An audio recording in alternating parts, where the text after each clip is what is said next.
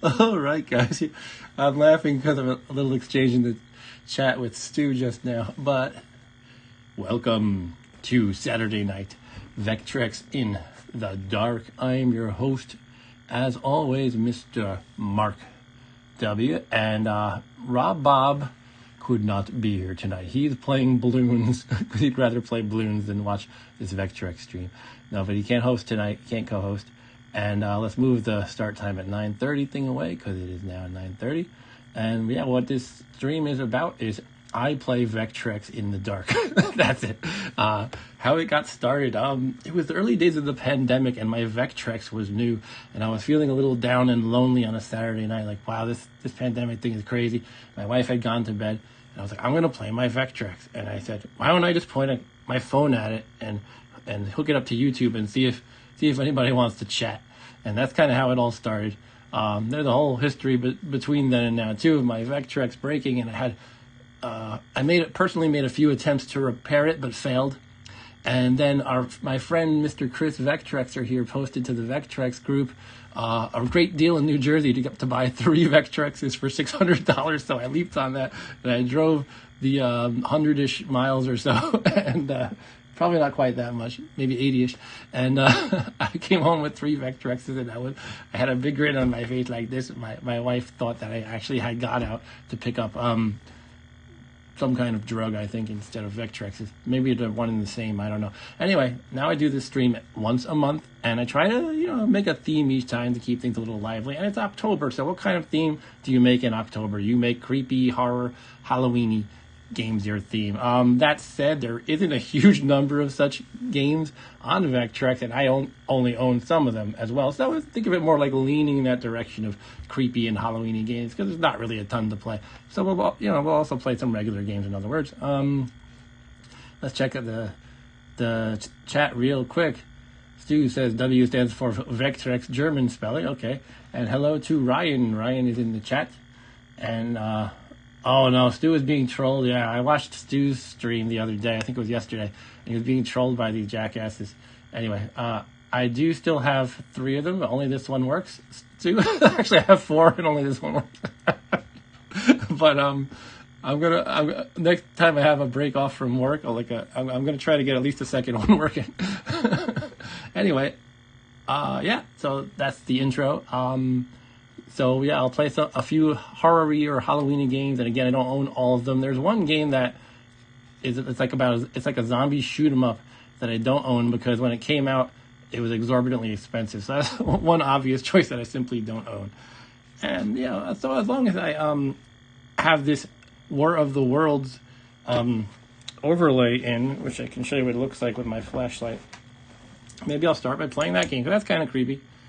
And War of the Worlds is, it's renowned or infamous for having scared the populace of the United States into, the whole panic situation. Oh, I forgot to mention one thing. I like to keep, since last Christmas, once a month, I've been opening a package, and I'm calling it a Merry Vecmas unboxing. So when you see this fellow show up on the screen, I'm going to open up one of my many Vectrex packages because I'm obsessed with collecting things for Vectrex. I'm going to try to make it last throughout the rest of this year, at which point I might slow down. But yeah, you get to watch another unboxing today if you're into that sort of a thing. And Stu says, I think the Vecmas guy should come right now to prove it's really random. And Ryan says I should buy a second house for all my gaming stuff. Yeah, I don't actually have a huge amount. I have I guess huge is relative, but I've seen worse. All right, so why don't we, again, while I have this overlay in, we can play some War of the Worlds, and we need to pretend this is a real broadcast. And I have this special cartridge of War of the Worlds, so it's supposed to glow in the dark. It does not glow in the dark, though. This is 3D printed, this cartridge shell by my friend. I've told that story about how I bought, I'll tell the story again very briefly.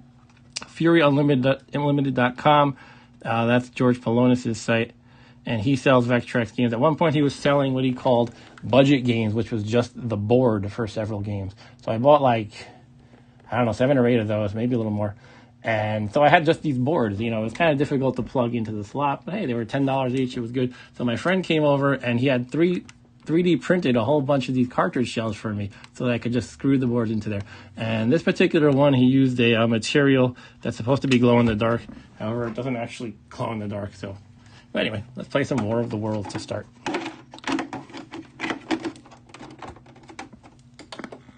And let's see what you guys are saying. Ryan loves the clock face. Ryan always tells me he wants the clock face as like a watch face for his, what's the name of your watch you have? It's not Fitbit. And Vectrex says, send one to Sean Kelly for repair. That's a thought. Am I going to do the voice of Orson? I don't know how to do it. He kind of talks like the brain from Pinky and the Brain, right? Pinky. The same thing we do every night, Pinky. And Ryan says, best known for the Transformers movie. How's it going tonight, by the way? Vectrexer and Stu and Ryan. And UV overlay night. Hey, that might happen. That might be one of the future unboxings. Anyway, yeah, one thing that George Polonis does, or Fury, he likes to have these creepy tunes in the intro. So I think right there that qualifies a lot of his games for this stream. Anyway, let's try to fight some robots. This is a hard game. By the way, one thing I realized, I was watching, I don't usually watch the archives of my streams, but I was watching a little bit of my last stream, and I realized when I have my joystick on my desk, it kind of makes the camera wobble a lot. So I'm going to try to just hold it on my lap. Let's see how that works out. All right, let's start. We got to shoot these guys. Oh, I didn't kill him. They come closer, as you can see. Ah, he shot me. Which button is shield? It's 3, okay.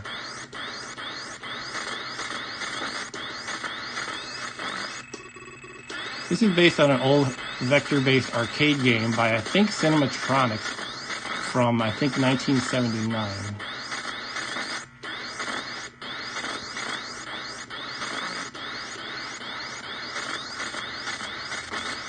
You gotta really just hammer these guys fast or they shoot you.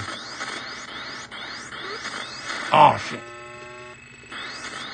Okay, now you have to fight this thing. You're supposed to shoot, yeah, you shoot those shurikens he shoots at you. Whatever these things are, missiles. They're hard to hit somehow.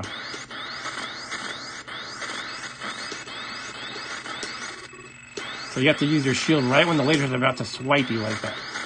But you have a limited number of shields. You can press this status screen to see I have 1 shield left and 1 droid left. Status dire, I'll say.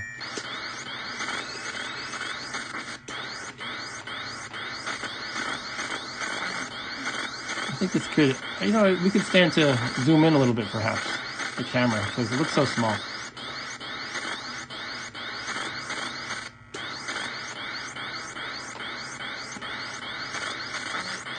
Oh, I thought it was going to be the ship. I guess there's one more.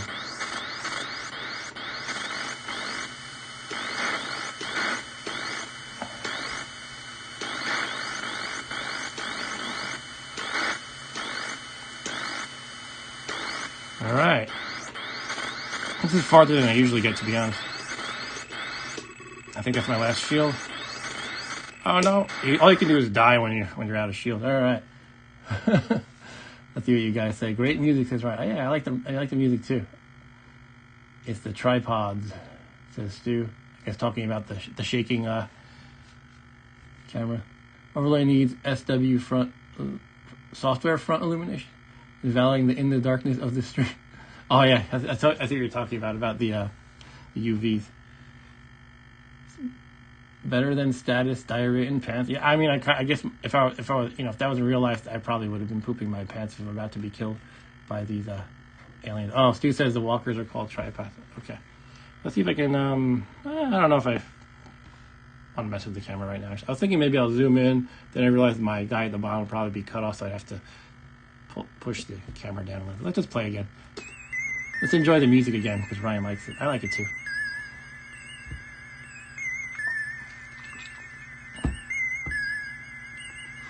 Could even turn it up for a moment. War of the Worlds.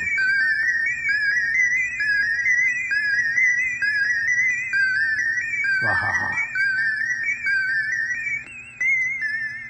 I remember reading the book War of the Worlds in school, and the teacher telling us about how it caused this hysteria on the radar. I had trouble believing it. I was like, how would people be that dumb? But I guess there were just no, I don't know. I think what happened was there was an intro explaining it was fiction, but people tuned in after, and so they didn't quite get it. Anyway, let's play again. This is a challenging game for sure.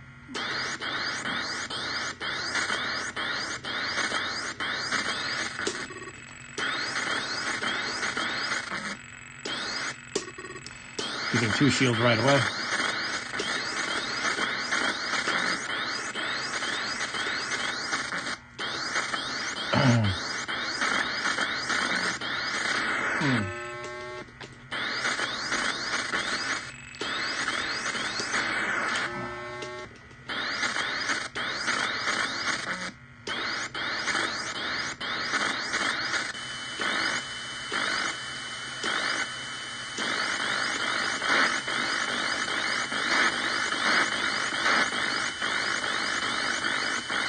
Okay.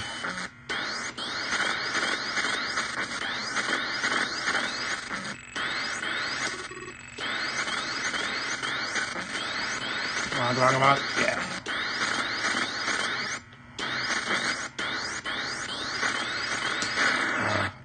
Man, it's a rough game. I was already out of shield. How do you destroy the mothership's S2? I don't think you do. I think you just shoot some of those missiles it drops on you, or the bombs, for some extra points, basically. And Ryan said, I love the book, and I love the 50s movie version. You know, I've never seen the 50s movie version. I saw a little bit of the Tom Cruise one where he's like just running away the whole time, and I kind of got bored and turned it off. Luther destroys the mothership, says Ryan. I know what you're referencing. What?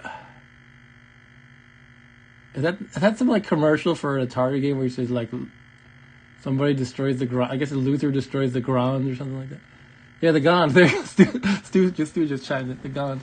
All right, I'll give this another try. But one thing that's really challenging about this game is when they're sweeping the lasers at you.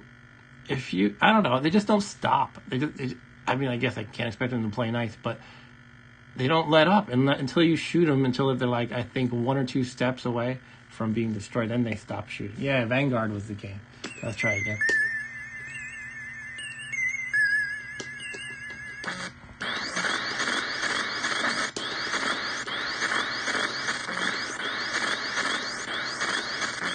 Oh. And sometimes the laser just appears on you and you're just dead. There's nothing you can do.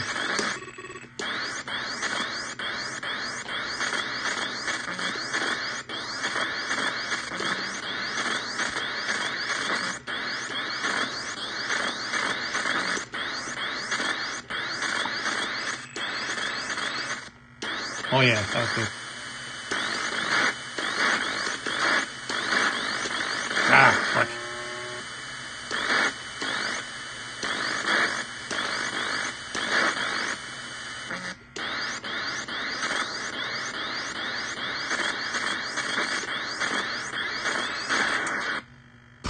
What a game, jeez.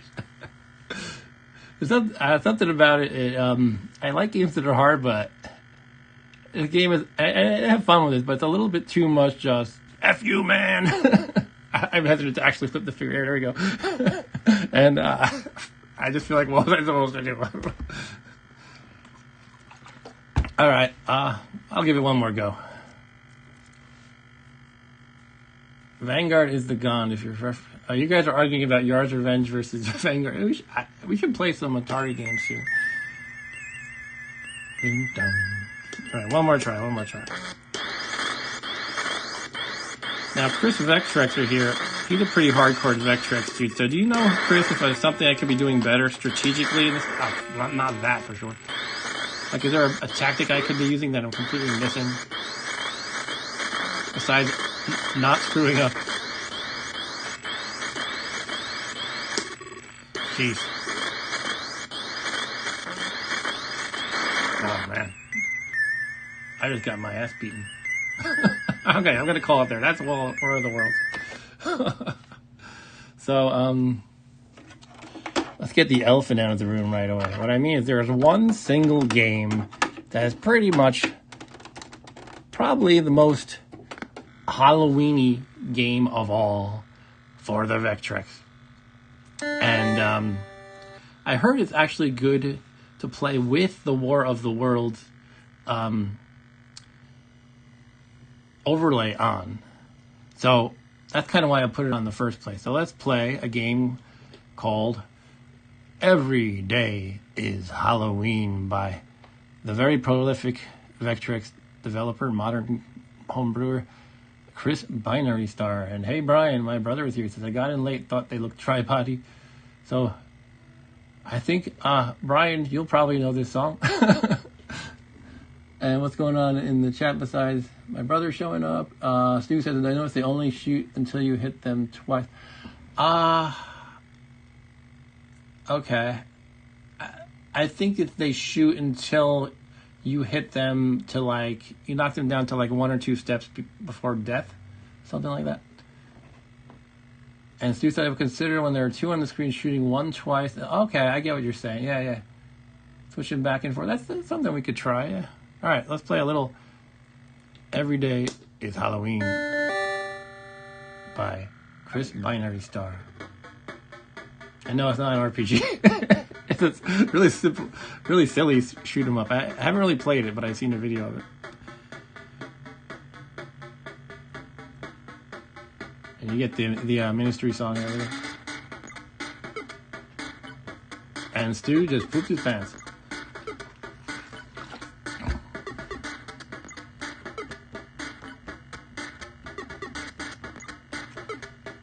Okay, so Brian knows like the different eras of Ministry. This is when they wanted to be the Cure in their early days, I guess.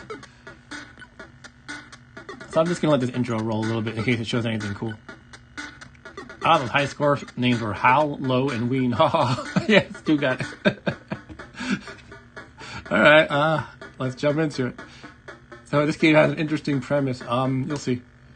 Suddenly your head turns into a pumpkin. That's the premise. Oh yeah, you have to get through each day of October. You start with October 1st. And hello, Jordan Leitner. It's Jack Pumpkinhead's studio.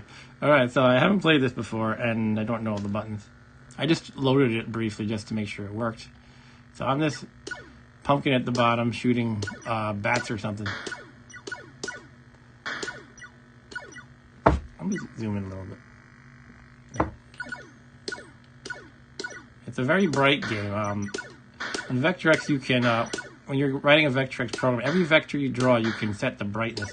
And some programmers are inclined to make the vectors, skew on the bright side. But they kind of look not too good on camera when they're very bright. So let me just play with things a little bit.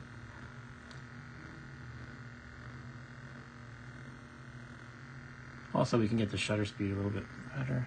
So this is kind of the thing about streaming Vectrex is every game, it can look better or worse depending on the camera settings. So it's worth fiddling for a moment without hopefully boring you too much. Oh shoot, it started the next level. Okay, let's go. Okay, we got a spider now. So one thing is interesting. It's just a minor mechanical thing to take note of. If you shoot again while your bullet is flying, it cancels the previous bullet. So if you miss, you know that you can shoot again without having to wait for the bullet to go off the screen. But at the same time, you can't really spray bullets, right? You can't like spray, 5 of them at once or anything like that. Okay, we're up to October 3rd. Already ahead of where I am in real life, I guess. There's a witch, kill her. Burn her. Wait, I missed her. There, I killed that witch. Oh, I got killed by a bat while I was looking at the witch.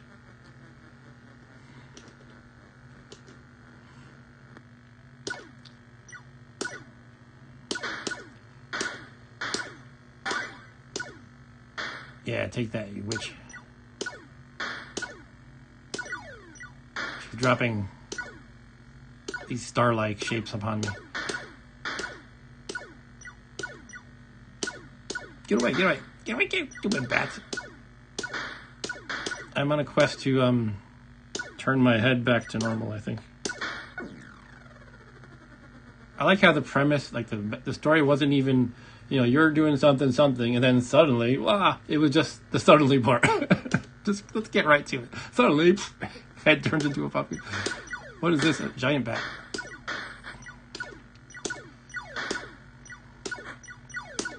No! Oh, I thought it was a goner. Oh, okay, I survived. Let's catch up on the chat real quick. Brian says, Spoopy Galaga.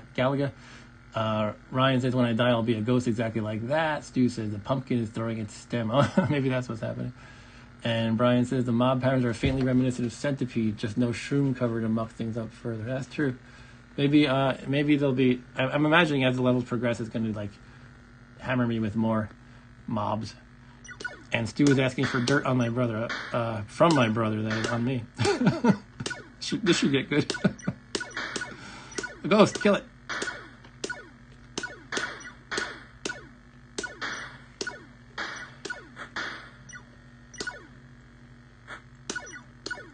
Screw you, ghost.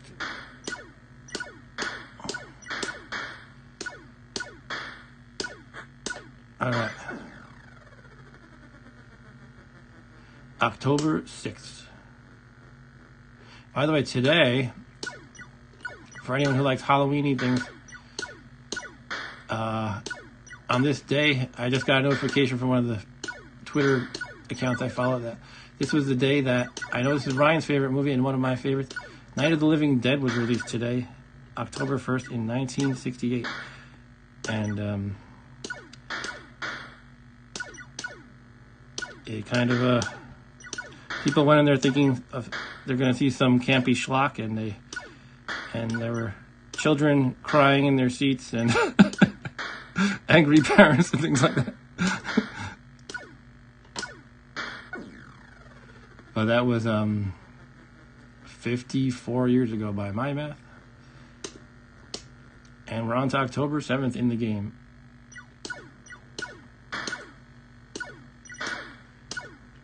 I was talking about Ryan, not you, Brian.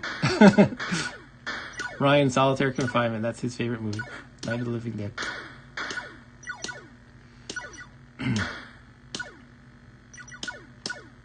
It's always difficult when there's a Ryan and a Brian in the house. And also, those two names are common on their own. Common enough so you might have, you know, multiple Ryans that you know, multiple Brians.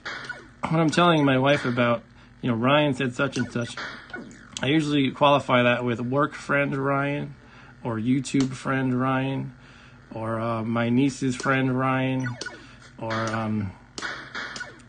yeah, or Ryan Reynolds, or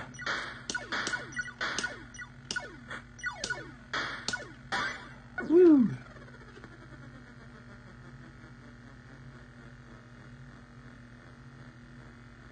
So let's see. Ryan says, I know he's your brother, but I was here first. He needs to change his name. So I need to change my name? Oh, I guess my brother needs to change his name. Nah, I'm not into forced name changing, except for, I heard there was a baseball player whose first name was DL. He was a pitcher. The first thing I thought was, in baseball, you know, they had this thing, the disabled list. Injured players go on the disabled list, but they renamed it to the IL, the injured list. So I had this bad joke in my head. I guess DL's going to have to change his name to IL. Anyway, this game is, I like it, but the difficulty is extremely easy so far. I did die once, so maybe I shouldn't say extremely easy, but easy. It could be one of those games where the difficulty, you know, takes a long time to ramp up. Like maybe by October 27th it'll get hard. I did have a few close calls, so maybe I shouldn't judge yet.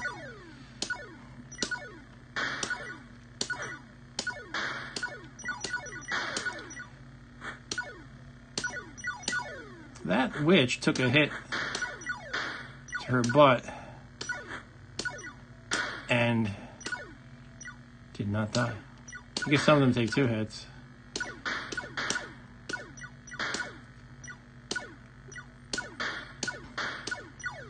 But yeah, this game is by Chris Binary Star.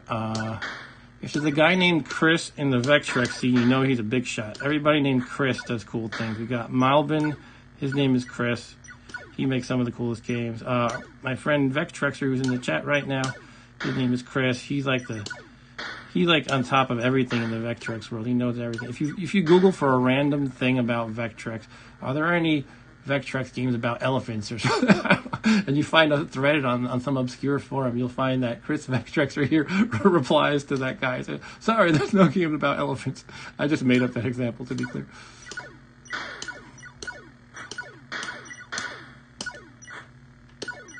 And Vectrexer has his own channel too, by the way. Oh, they're dying. Okay. And Stu says his name is also Chris.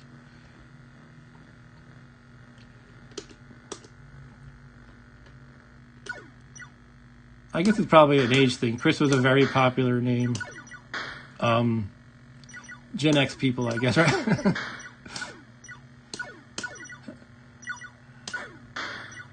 It's almost uncanny. You look at the credits of a homebrew Vectrex game, there's like 10 people in the credits and 8 of them are named Chris.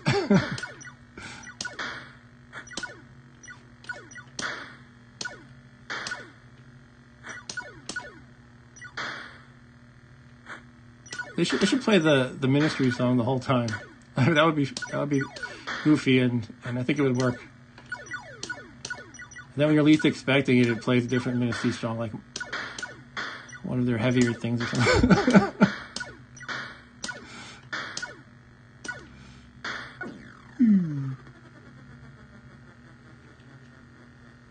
Yep, that's right. I agree. Now we have 12 viewers. Wow. This is my most of all time, probably, any stream. Okay, thanks for joining, everybody. I'm just playing Halloweenier with the boss, the ghost boss. Oh my god. He's going to come down, I think, and kill me like Space Invader style. I suspect. Oh, I'm totally off guard here. I did not expect this. Oh my god, it's going to kill me. Now suddenly the game's getting intense and doesn't feel so casual. Oh no, oh no, oh no. Yeah, I got him. Did not expect October 13th. Looks like hey, Carlos, how's it going? Carlos was an enthusiastic viewer in my Commodore 64 birthday stream, and he was cheering me on when I was playing Master of Magic and trying to beat it. And I finally beat that game for the first time. It's always satisfying when I can beat an old game that I never completed in the past.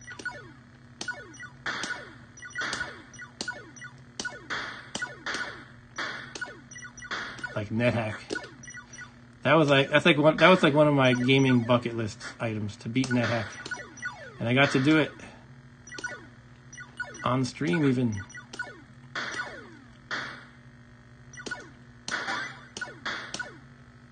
Now I just have to beat it with every class.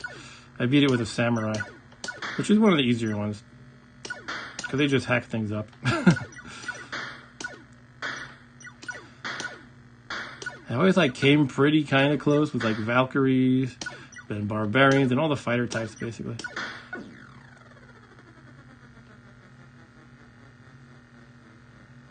Cool, I'm glad you're enjoying, Carlos. Yeah, this is a game from just a few years ago. I don't know the exact year. I think I found references going back to 2016. Could have been it was in development in 2016. And this is by a fellow named Chris Binary Star, who's a really big Vectrex developer. He has a lot of games. He has a lot of these kind of sort of like jukebox programs where it'll show an animation while playing a song. So he codes the music very well too. I don't think he writes his own music, but that doesn't matter. He does a good job at this kind of stuff. And this is one of his more popular games, I think. Oh, I'm dead. Okay, what did you say, Stu? Stu's always complaining about me ignoring him. Oh, okay, thanks, Stu. Stu said I got you 5 likes. Cool. Thanks, Stu. And it's time for the Merry Vecmas unboxing, or he calls it Sexmas. No, somehow, Stu, your chat messages just blend into the background. I think you have the camouflage mode enabled or something. But yeah, I'll do the unboxing in a bit. When the caroler randomly decides to stream, to sing, I mean.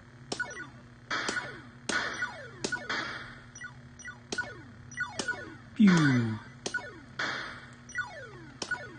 It is starting to get a little hairy. There's a lot of stuff flying around.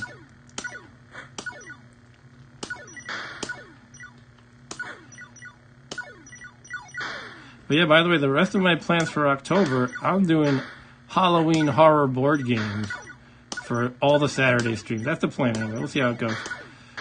I have a bunch of horror-themed board games, and I'm going to play them, some of them solo, some of them with Rob Bob when he's here.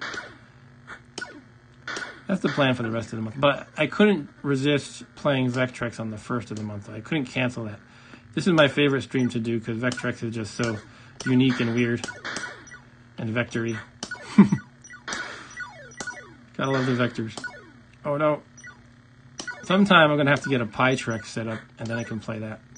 And what that is for anybody who doesn't know, a PyTrex is a cart that some enthusiasts have put together like a couple of years ago, where you plug in a Raspberry Pi Zero, which, you know, if you don't know what it is, a Raspberry Pi is like a very inexpensive and low-powered computer by today's standard, right? You can spend like 20 or 30 bucks, and you can use it for little things.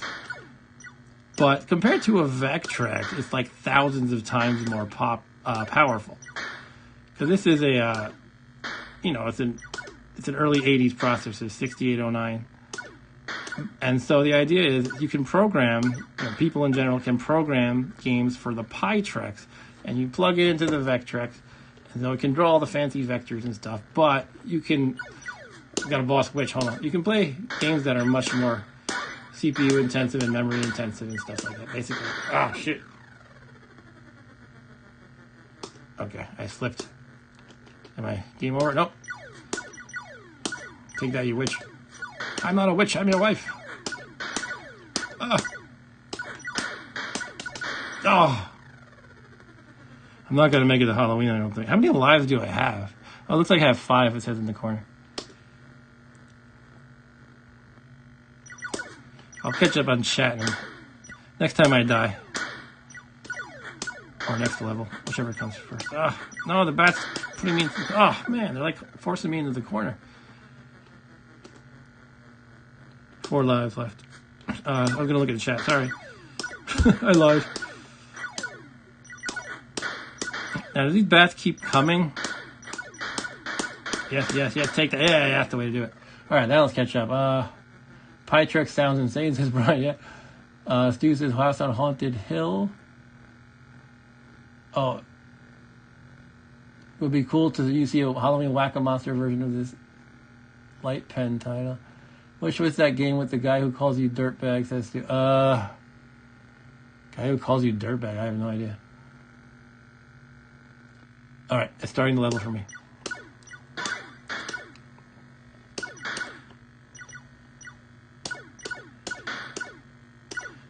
Game where a guy calls you dirtbag. Don't move, dirtbag!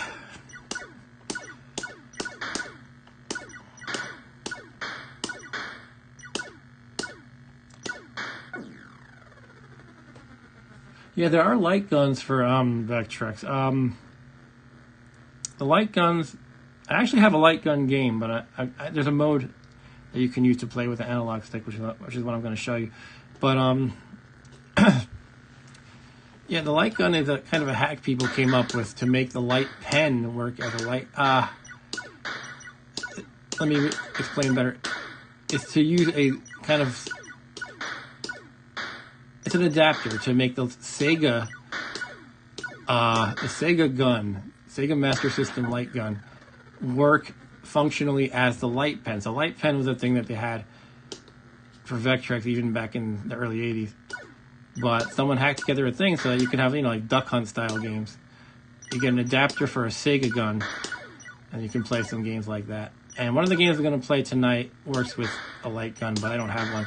So I'm going to use the optional analog stick mode. That game is called Skull something. Also by Chris Binary Star. Can't remember what it's called. Skull something. Excuse me.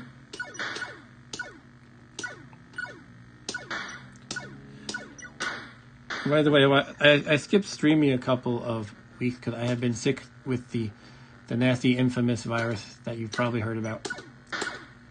Although it didn't really hit me too hard, I still wanted to take it easy and everything.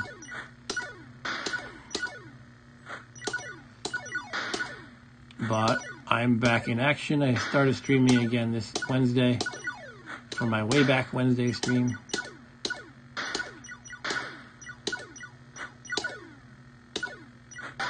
Yeah.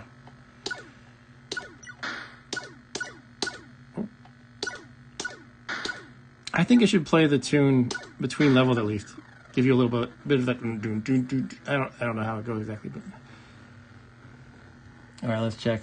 Why haven't you made a Night of the Living Dead Vectrex game? Says Ryan. And Stu said, oh, he's talking about Nightmare Atmospheres, those like VHS horror games, yeah. And yes, Carlos, this is a new homebrew. It's actually free. I think you can buy a packaged version as well, but I'm not sure. A lot of the homebrewers release their games for free, just as a downloadable ROM, but they might publish it in a physical form as well, or just hand it over to somebody else to do that, and they get like a small cut. October 21st, can we make it to the 31st? I'm getting lives periodically. So I have 5 lives again. I figure I might as well just go for it, see how far I can get. Oh, well, that was dumb.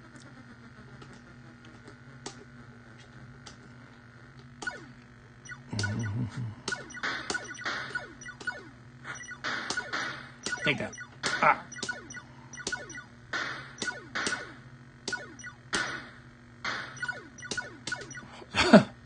I don't know how I squeezed between those two.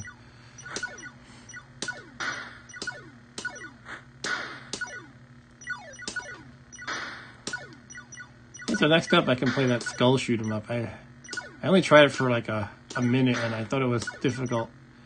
So I don't think I'll last as long as this game. But it's like this game where you have these kind of random skulls flying into play from the right of the screen. You have to shoot them to make them like pop upward, and you try to make them land in these like little containers on the left side of the screen. So let's see. Yeah, this is a great community, Carlos. The Vectrex community is probably the single coolest old school gaming community I've encountered.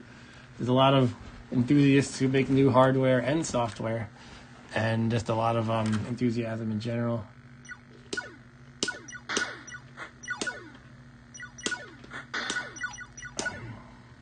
There's some great stuff in other communities too. I don't want to poo-poo them. Like there's actually in the Atari 8-bit computer community, someone hacked together a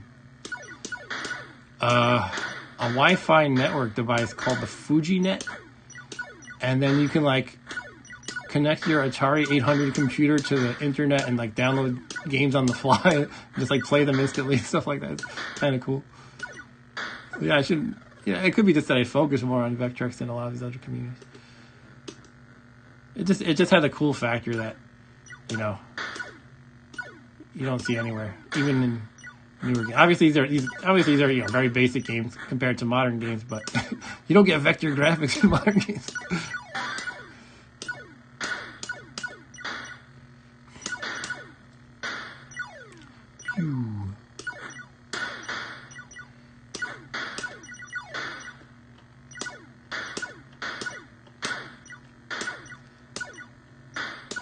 But yeah, it is kind of interesting that you can't spray bullets. You actually have to make your shots count. But at the same time, you can cancel a shot. That's a neat little, you know, it's like a very basic mechanic that you might not think much of, but it's always cool when a simple mechanic can like have interesting implications. All right.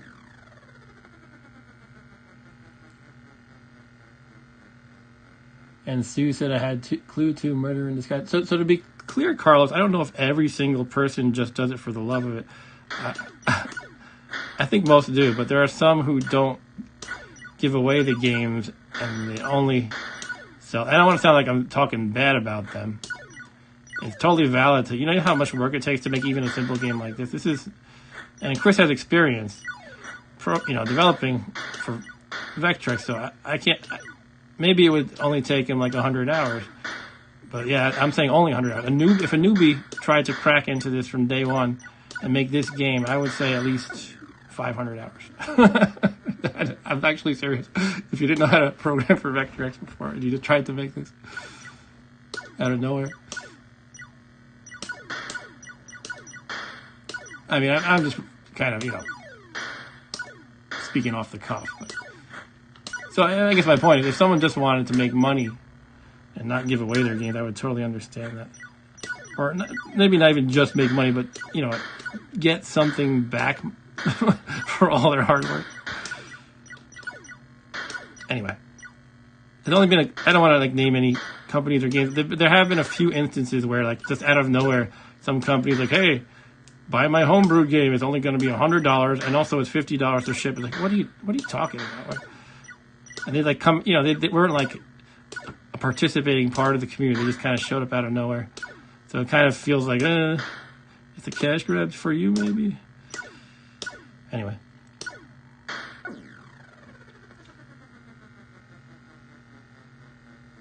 So what does Carlos say here? I barely can keep up with the C64 new homebrews. Looking forward to have more time in the near future to do so, but for now, grateful for your show. Thanks, Carlos. Keep it up for those of us who can't commit so fully. All right, cool, Carlos. Thank you. And Stu is talking about 13 Dead Drive now. So you know me, I like my weird, obscure hobby gamer games. Oh. So I'm dying again, but every time I look at the top right, my lives is about the same or a little bit higher. I'm not sure if I'm getting a life every level or like every 5,000 points or something like that. Oh, get away.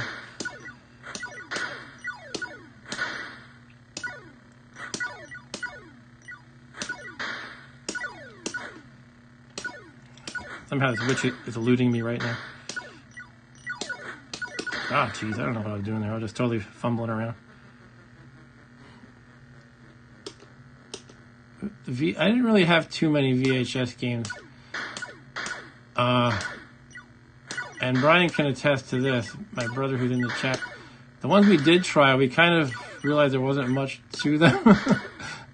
I remember I had this Isaac Asimov's Robots game, and it was just like, I don't know, it was just like you watched a video and then played a totally separate card game or something. And it wasn't like, depending on the card you draw, you go to certain sections of the video. It was just like, here, watch the video, and now play the game. Maybe they weren't all like that, I don't know. I think we had another VHS game. There was like an era where those VHS games were really popular, like maybe the late 80s or so.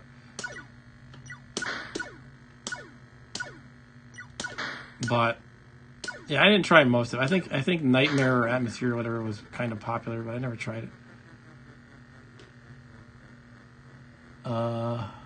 Stu says he has 2 VHS games that he needs to stream. Wow, that's funny. California games by Epix? What? They made a VHS game out of California games? How do you even do that?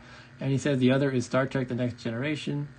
Brian says I've heard there's one called Dread or Nightmare or something that's worth wasting time on. I forgot literally all the ones we tried. I can only remember trying Robots, and we didn't really think it was great. And I think we were gifted. I have a memory of we were gifted. Was it Clue? It was some other game, but it was on Betamax. I think our grandparents got us a Betamax game, and then they had to return it. And I don't know. I don't remember actually getting a VHS version of the same game after they exchanged it. Oh crap! But yeah, we got a Betamax game. I remember that. It was like, all right, we got this cool thing for Christmas. Oh, it's Betamax.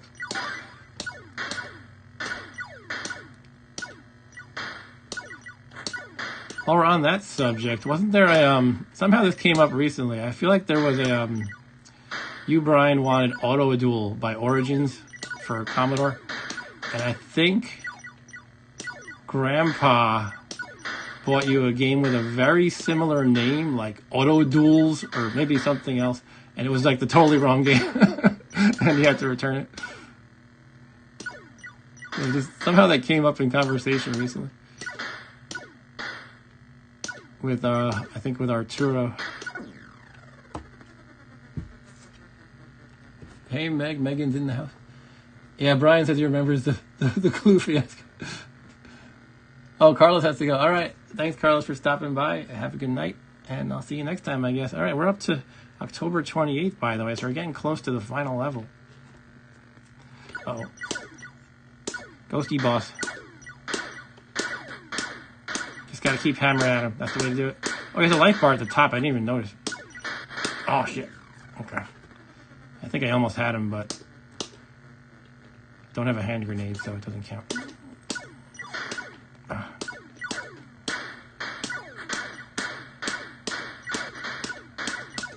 Yeah. And Meg says, I think someone got me a Bible Choose Your Own Adventure game for VHS when my family was strictly Betamax. Your family was strictly Betamax? I never heard of that. And I was definitely obnoxious about the tech mistake. There were Betamax families? Wow, my mind is blown. I guess some people had to have chosen it.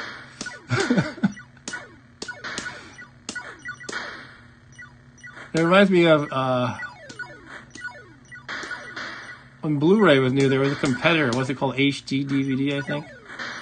And if I recall correctly, Sony had a lot riding on Blu-ray because the PS2, I believe it was, or was it the PS3? I lost track.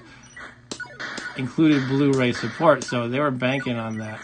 And if HD DVD won that battle, then Sony would have been hurting. I mean, they still have the games, so it probably would have been fine. But it's kind of less of a selling point for the PlayStation, whatever, if it can't play the predominant media format. Are we up to the 30th or the 29th? Okay, we're up to the 30th. And Ryan said that tracks. I knew a Laserdisc family. I rarely saw Laserdiscs except I took a film study class in high school, and the teacher had all Laserdiscs. Oh, I was Googling something quick because I was curious about something and I'm dead. Okay, let's not Google while playing a game.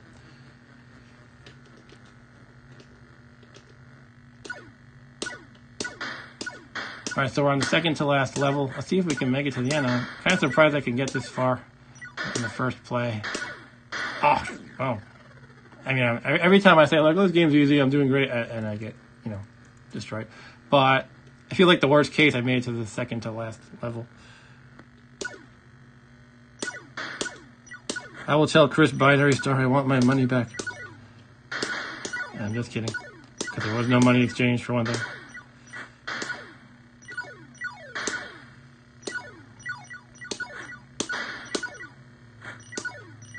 Take that, you witch. Ah!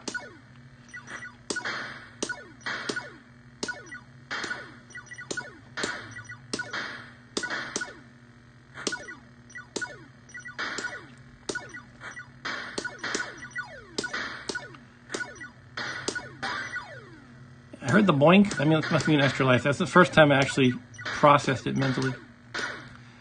I guess it's every 5,000 points you get a life. Okay, we're on Halloween now. October 31st. Here we go. I'll catch up on the chat after I lose or I beat the game. Let's see what happens. Help my head return. Oh, look, it's the pumpkin boss. Oh, he's fast.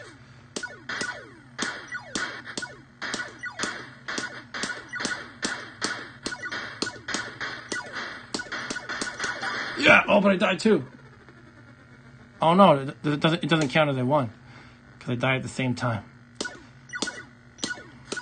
Oh shoot! Oh man! Oh, it's hard when he's up high. It's hard to hit him, but I think that's kind of key. Probably you want to get in some hits before he's in your face.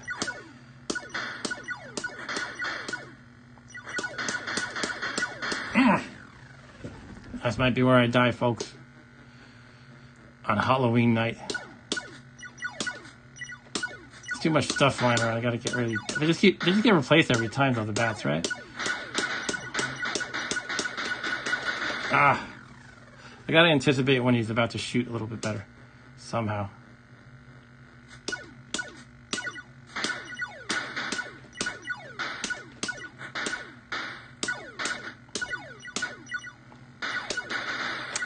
Scratch. I'm at 0 lives. I guess that's the last one.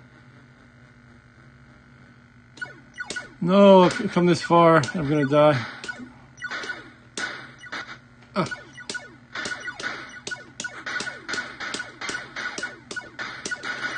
Yeah. Game over. Okay, I'm the final boss. Alright, let's put in my inits. That's frustrating, because I don't think I want to play through the game again. Alright. That is, every day is Halloween.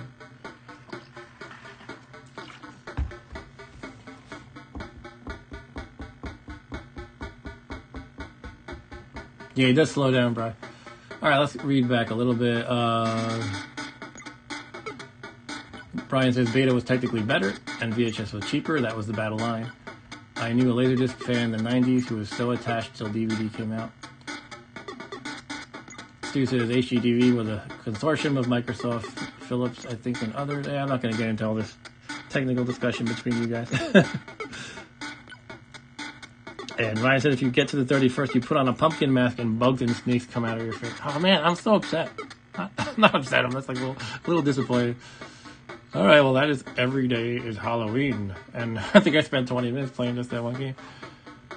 Let's reset the Vector, Vec Multi, it's called, a multi-cart. And yeah, let's get to the other game by Chris Binary Star that I was going to play that I mentioned. It's called Skull something. I figure skulls are Halloweeny, right? Here, Skull Shot. So this is a game that's a light gun based game.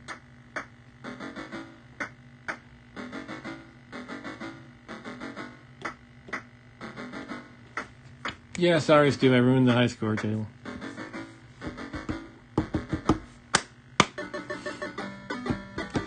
Chris does a good job, like, coding all these tunes.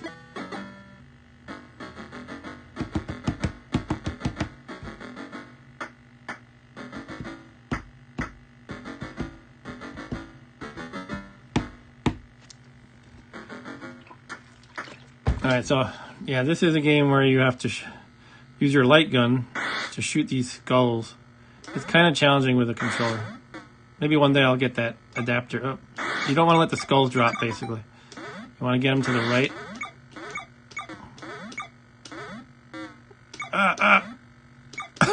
Go, go, go. Okay, I got 50 points for that one and that one. The lower the bin on the left, the more points you get. And you can't shoot this bad. I tried last time I tried playing the game. The high score is 666. Cause lol.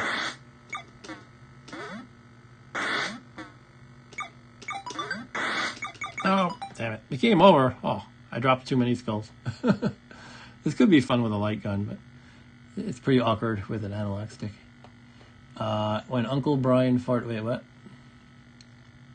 I'm sure that song was legally bought and used. Yeah, I'm sure, right. And let's see what Vectrexer says. It says a news flash to Vectrex fans. Vec Multi is available again from Richard Hutchinson, but the current build no longer supports the extra RAM needed for the title animation. Okay, so I don't know too much about that level of engineering detail, but it sounds like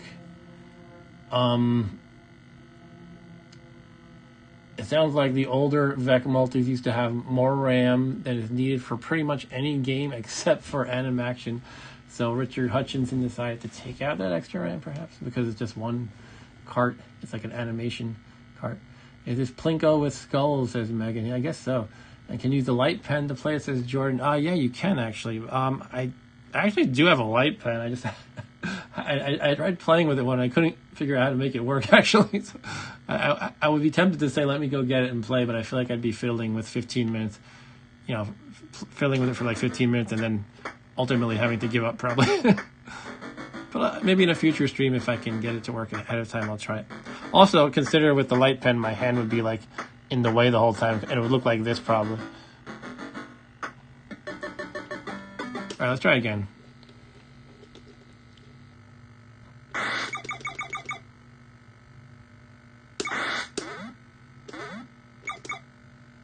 Yes, you get greater points the lower the bin is. I don't even know if they're supposed to be called bins, but I call them bins. You get 10 points for the top bin, 25 for the second. Oh. And I got 50 before from the third one. I'm not sure about the last one. I don't think I've ever gotten in there. Round 2, fight.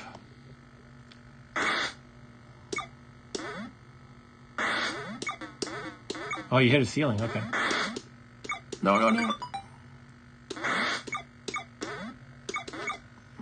Yeah, I think you... No, crap.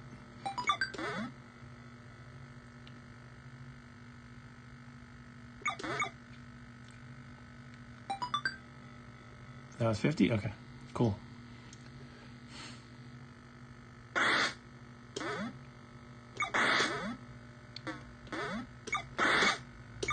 Whew.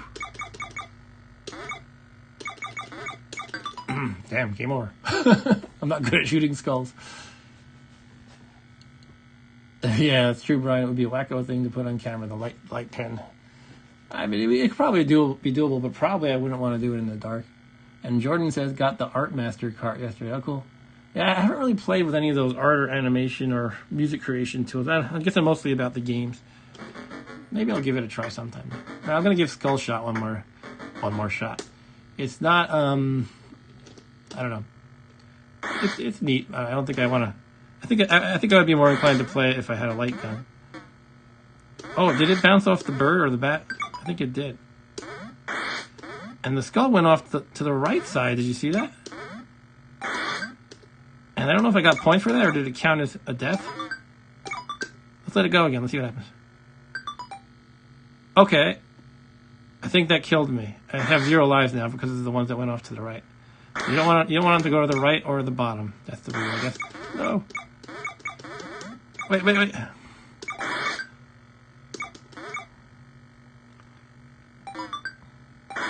Oh, crap. All right.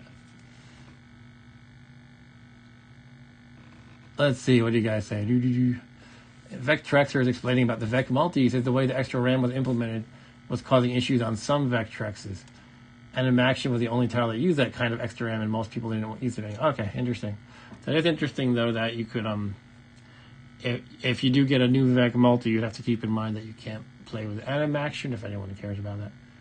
And Ryan says, Peggle is the greatest pachinko-style game ever. I don't know what you're talking about, Ryan. What is Peggle for? Is that like an iOS app or something? And Brian says, Meg suggested use a video out, and I'm like, honey, Vectrex. Okay. All right, let's move on from this game. But yeah, as I mentioned, I don't exactly have a ton of games that could be considered Halloweenier or horror.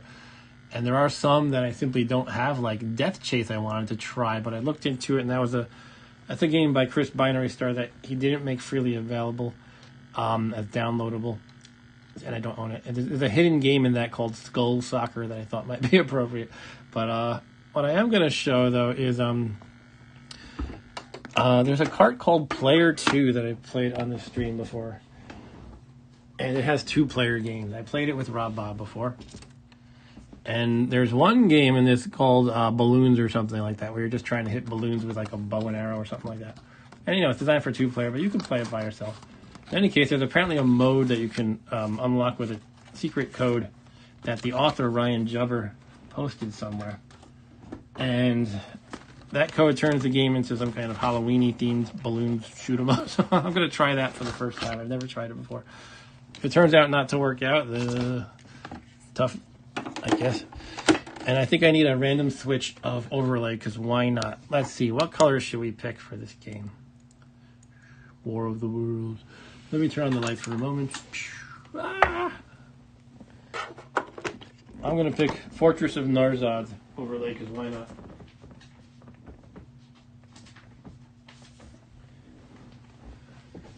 Fortress of Narzad I haven't played on the stream in a while. It's one of my favorite of the original Vectrex games. Most of my favorites are homebrews, actually. But Fortress of Narzad is probably my favorite original game. I don't know what a Narzad is, but it feels like it opens up jokes like kicking somebody in the Narzads or something like that. All right, let's play Player 2 by myself.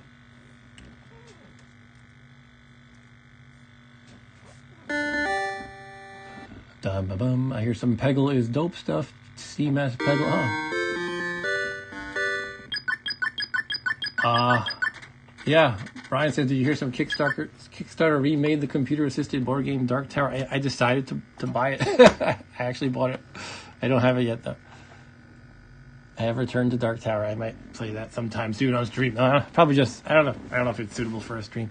Anyway, this is Player 2, which is all player, it's all 2-player games, a bunch of mini games essentially. But I feel like you could probably play the balloons game by yourself if you wanted to. And let's show what it's like without the Halloween mode turned on first. So you have these shield-looking things on the left and right. And you just kind of try to hit balloons, I think. And the idea is, you can, oh, the ones with the flashes, are they bad or something? I'm trying to remember. I don't know what the deal is with the slashy ones. Anyway, you're just trying to hit more balloons than your opponent, but, you can just screw around by yourself if you want. Okay, it looks like some of the slashy ones... Oh, I get it. So the balloons without a slash, anybody can hit to get a point. But there's 2 others that have a slash in one direction or the other, and you have to hit the one that matches your slash to actually get a point. So if I hit one that's a slash to the right, I don't get a point. Alright, so that's what it looks like. I'm just going to play the Halloweeny mode now and see how that is. So I took notes.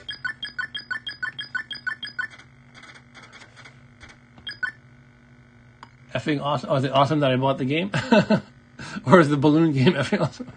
Yeah, we could play it sometime. I just heard so many good things. At first I was kind of like, oh, that's just a nostalgia gimmicky thing probably. And, I'm all for nostalgia gimmicky things, but I wouldn't pay like $150 for it. But I just kept hearing so many good reviews for it, especially among jaded board game players that I know. So I figured out what the hell, I'll go for it. Anyway, what am I doing? I have to go in extras. There's a code thing here somewhere. Code. And I have to enter 28201204. How does this work? There's 2 digits at once? Okay, maybe it's like pairs, so I would do 28, then 20. Yeah, probably that's how it works. So 28, then 20, 12, and 04. Okay, let's see what this does. We're going to unlock the Halloweeny mode of that balloon game. It looks like it worked. It made a pleasant chime, so I'm assuming that means it worked. Now we'll head over to balloons. And now it should be Halloweeny. Okay, we're shooting pumpkins, I guess. Okay. That's its Halloween mode. Oh, we got a bat, too. Cool.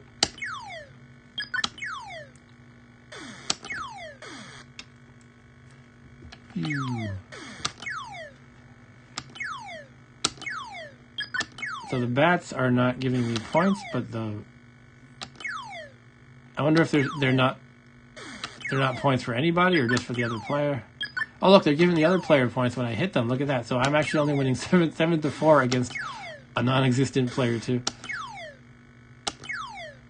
What about those pumpkins with the lines on the Charlie Brown shirt line on them? They give me a point. Okay. All right. So that was just neat to look at, but this is a 2-player game ultimately. All right.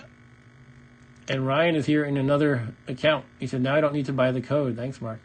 And Vectrexer says you spoiled the secret code. Yeah, sorry. I know it's a big spoiler. I mean, Robin Jubber, the author, posted this publicly. But also, Robin had another suggestion for Halloween. He said if you go to the art extras and you press button 2 or 3 instead of 4 when launching the Art 2 screensaver, you get to see something Halloweeny. Let's see. Art 2. Now let's press button 2 or 3. Let's press 2. Is this Halloweeny? No, you know what? He said something like it was black vectors, which is supposed to blow your mind or something. Okay, so he used a little trick to make it look like there's shadowy vectors. That's all it is. Hulk smash pumpkin.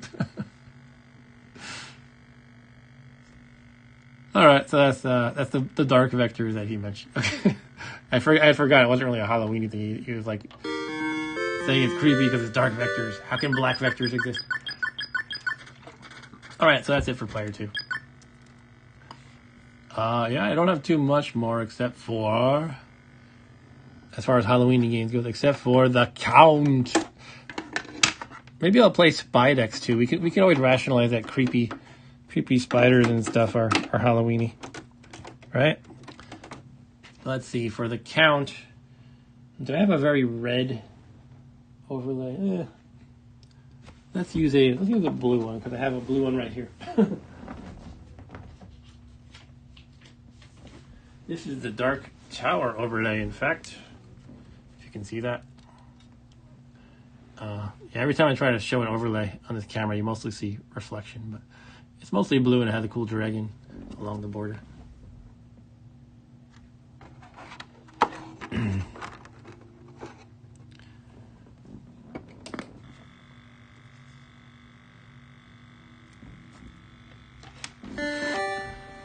Pong is the scariest game of all. This game is cool. I played it once and I was surprised. 2 months ago I did a stream all about Vectrex Academy games. So without getting too into the backstory, there's a German professor who teaches a course about programming Vectrex games, and every year he posts the best games his students make, and he also makes his own games once in a while. And he made this game called The Count that I was really fond of, that I discovered when I was playing that stream. I just have to find it. I only played it once, so I wouldn't mind playing it again. It's The Count in the lowercase, I think, so I have to scroll past all the upper cases first. There we go, The Count. And I like how it takes the Mindstorms. The Mindstorm is the built-in game to Vectrex, and it changes the notes around a little bit. Vectrexer says, if only there could be a Hellraiser game title for the Vectrex. I could imagine like Chris Binary Star drawing a close-up of Pinhead as the title screen. All right, let's play. This is by Per Johansson. Okay, let's play. What do I press here? Here's the count. And there's smoke on the water for some reason.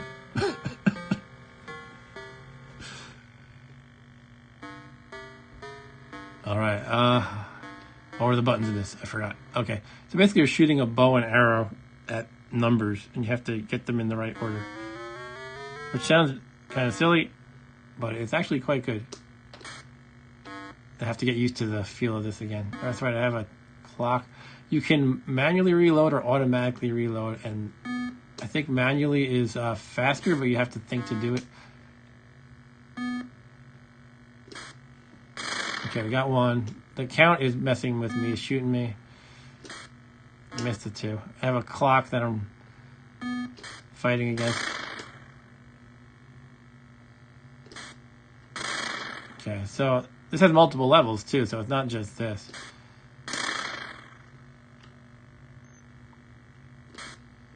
Alright, I missed. I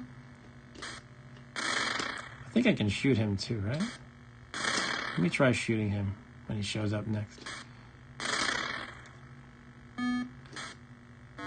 There, take that count.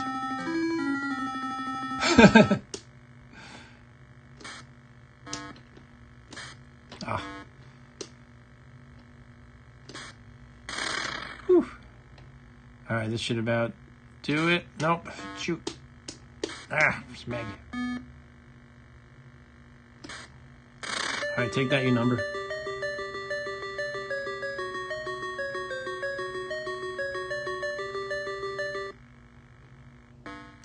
Ryan says that Atari 2600 had a Rubik's Cube game. Just make it call it the Hellraiser box. Alright, so now we're on level 2 of the count. We have to pop balloons. I like we got to hear the Halloween theme just there. From the movie Halloween, I mean. Oh, missed it. Number 3, you're going down. So the longer you hold the bow, the faster your arrow shoots, and it's usually easier to hold it down fully and then let her rip. At least that's my opinion.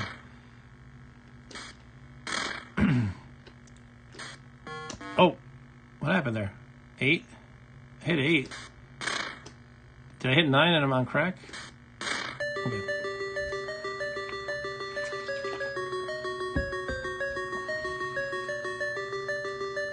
Yeah, Vectrexter. The Vectrex clock I leave on as my countdown to starting the stream. But yeah, you could just leave your Vectrex on. I wouldn't recommend it. And use it as a clock all day. Alright, now it's getting more challenging. We got multiple layers. I almost accidentally killed the count, which would have been funny. 2 is right there in front of me. Look at that.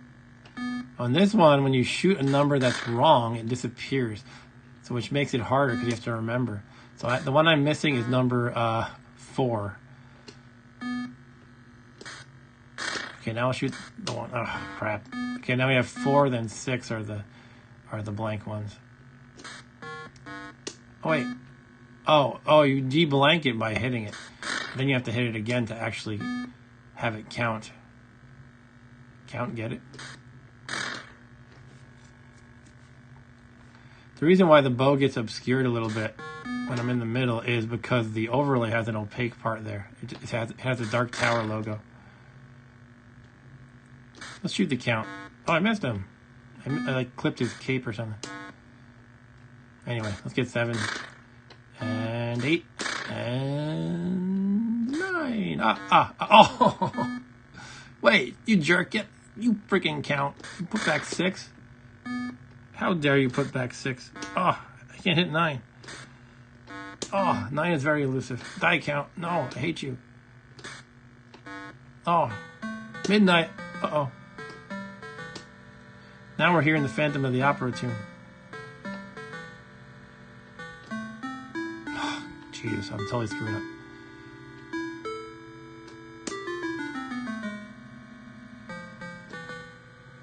Oh, I'm dead because the Phantom of the Opera tune made me die. Let me catch up with your chat in a moment, guys. What's nice is when I have Rob next to me. If I'm playing, he can read the chat to me, or if he's playing, vice versa. The only problem is when we're playing 2-player.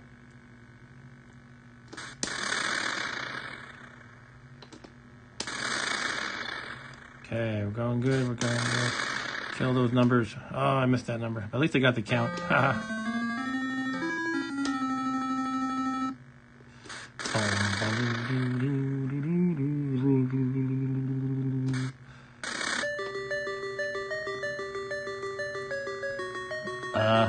Brian said, do Vectrexes burn if left on too long? Yeah, it is a CRT, just like, so it should burn in just like any other CRT. But Vectrexes tend to die for other reasons first, like power switch tends to have a lot of issues.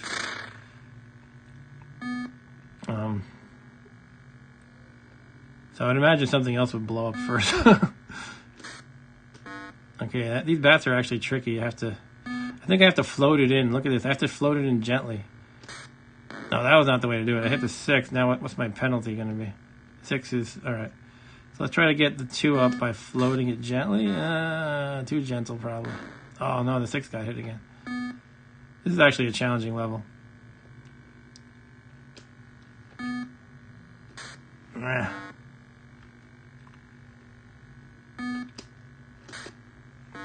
Oh, I didn't hit it.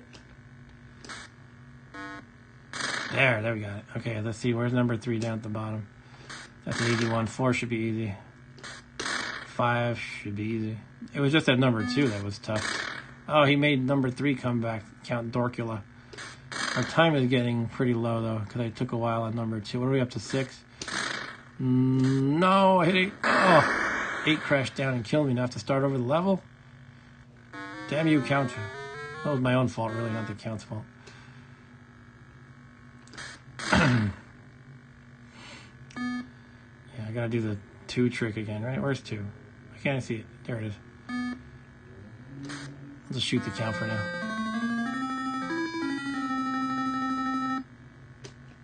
Oh, jeez. Gotta burn that arrow.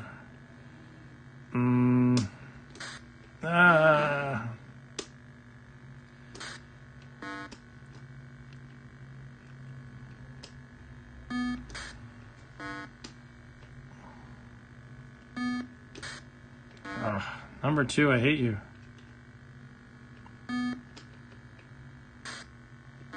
Got it. Okay, now let's plow through these guys. 3, 4, 5, 6, and number 1 is back. Thanks to Dr. Acula. All right, one more. Yeah. Bat.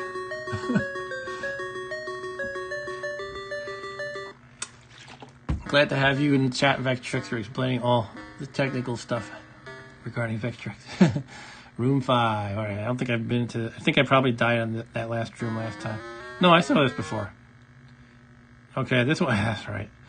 I don't like this. This one takes some memory because I think the numbers disappear once in a while. Yeah, so this is 1. All right, now where's 2? I think this was 2 on the right, but I gotta wait for it to flash to be sure. I'll just shoot it. Yep. Now, number 3 I didn't catch at all. Actually, I don't know if it comes back. You're just supposed to remember from the beginning, maybe. That's tough. Okay, that was 4. Bottom left is 4. Oh, does it stay lit up once you shoot it? No, it goes away eventually.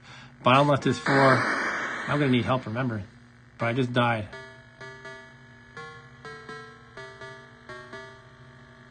All right, let's catch up to the chat a little bit. Vectrex are, laying down the technical facts. Thomas Santowski made a program to interface his VecFever cart with a batter-backed RTC clock module on some extra I/O lines of the processor used. Crazy. And screen will burn. Vectrex confirms. Do not set the brightness too high because that can contribute to the burning, yeah. And Megan says Matt Berry has ruined the word bat. And what we do in the shadows is great. We watch that too in the household once the little one goes to bed. All right, I guess that's the count. I don't think I'm gonna play it again. Well, yeah, if you want to shout out any requests, guys, otherwise I'm gonna play the next creepy game, and I'm gonna switch to a random. I forgot I had a couple more. I have a list here. I thought that was gonna be my last one, but I have one called Untot, which is German for undead. There's a German guy, a lot of German guys like Vectrex. This guy's name is Der Lux. At least that's his, online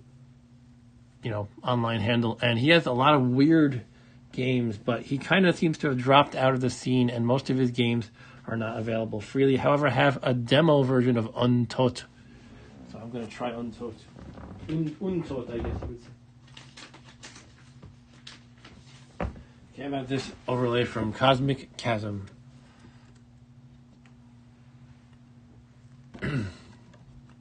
But yeah, I think pretty soon we'll be running out of anything that we can rationalize as being creepy or Halloweeny. So it'll just be a free-for-all at that point.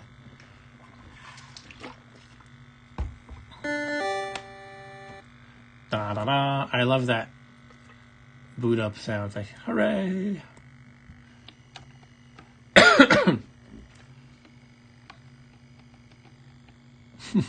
Up dog.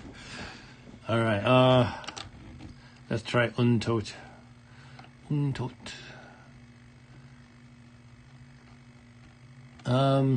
Here it is, Untot. All right. So this game, apparently, you're hacking up enemies with an axe, and that's why it's creepy.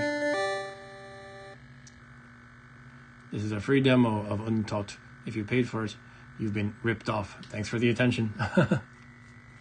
Adjust the brightness on your Vectrex so that you can't see the following symbol. I see the symbol. It's funny, it doesn't come out on the stream. Like, the camera's not picking it up, but I can see. I'm just going to leave it, though. I can probably adjust the brightness of what the camera absorbs. Shit, I can see it. See that? I usually make the ISO, which is a camera setting for how much light the camera takes in.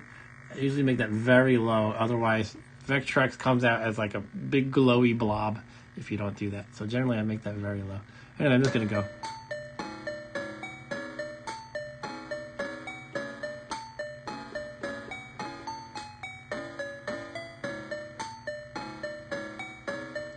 Alright, you ready for some undead action?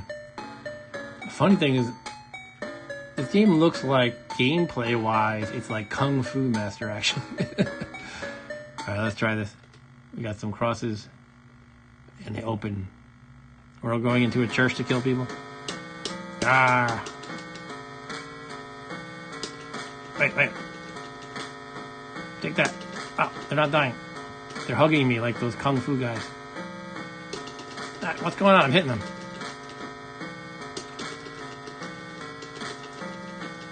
Ah, the short guy. The legless guy. Oh, come on. Nobody's getting killed when I hit him. I'm going to jump over this guy. Ah. Oh, wait. I can't go left anymore. Oh, I guess I can. Okay, what do the other buttons do? Nothing. This is like the knife thrower in Kung Fu. Yeah, this is Kung Fu Master. But you're supposed to be a creepy axe murderer or something. Or maybe it's kind of like Splatterhouse, where you're hacking through zombies and stuff. But I don't know, I can't hit anybody. They just always hug me. Do I have to hold down the button or something? No. I was able to hit the knife thrower because he doesn't actually run up to me. He just stands back. Everybody else, I should be smacking them, I think. Nah.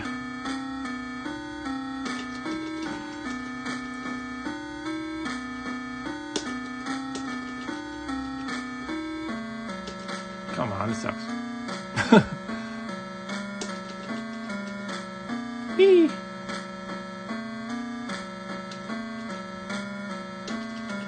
I don't know. I like how this guy, I don't know what happens. Do I flatten his head or something? What's going on here? Or I severed his head and now it's supposed to be blood gushing out.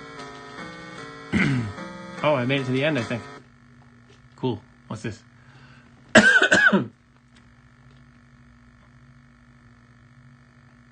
It says die. Die. Oh, what's going on?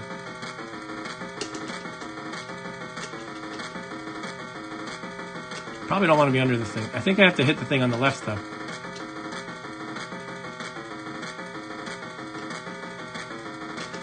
I just wish I could hit those guys before they hug me. Oh, you are dead. Oh, my head exploded. You can see the gushing. I don't know. It feels like you can't hit any of those enemies before they touch you, which I really hate. I feel like I'm doing something wrong. Overall, I like the style, though. And the music is cool. I agree, Ryan. Thanks for all those likes, people. And yeah, Stu, you'll get the credit for it. I guess I'll try this one more time, but I don't know.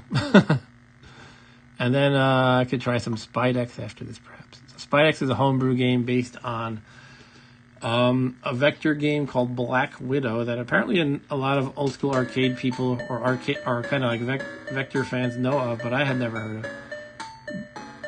The screen's very wobbly on this title screen for some reason. All right, let's try this again. Can I go right, by the way? I don't think I can. I'm going to try, though. Looks like I can, huh? Am I just not timing my attacks right? It looks like I am. I don't know. Actually, I think I might have killed some of them before they hit me. Not sure.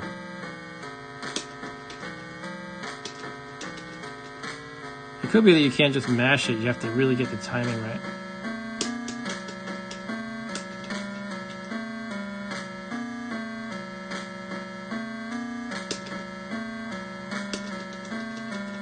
Splat. Ha! Oh. Strong Bad only plays raster video games? How you got your head explode reference? Someone should actually port... I think I'm hitting them a little bit now. So on Strong Bad's website, whatever it's called, Homestar Runner, they had a fake vector game. Actually, I think you could play it. It was called, I don't remember what it was called. But that's where your head explode comes from. Okay, I feel like I'm getting better at hitting them. I just don't know what I'm doing differently. I think I'm, hitting them more at the right distance, instead of prematurely swinging the axe. Well, sometimes I do it. You can't just mash it, apparently. Alright, let's see if I can beat this boss with no health left.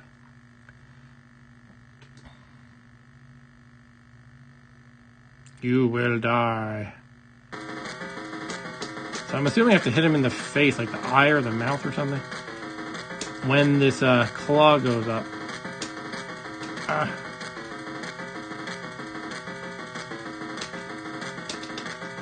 Then I have to get out from under the claw.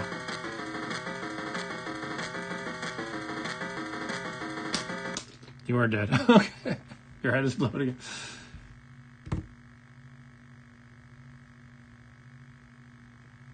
Alright.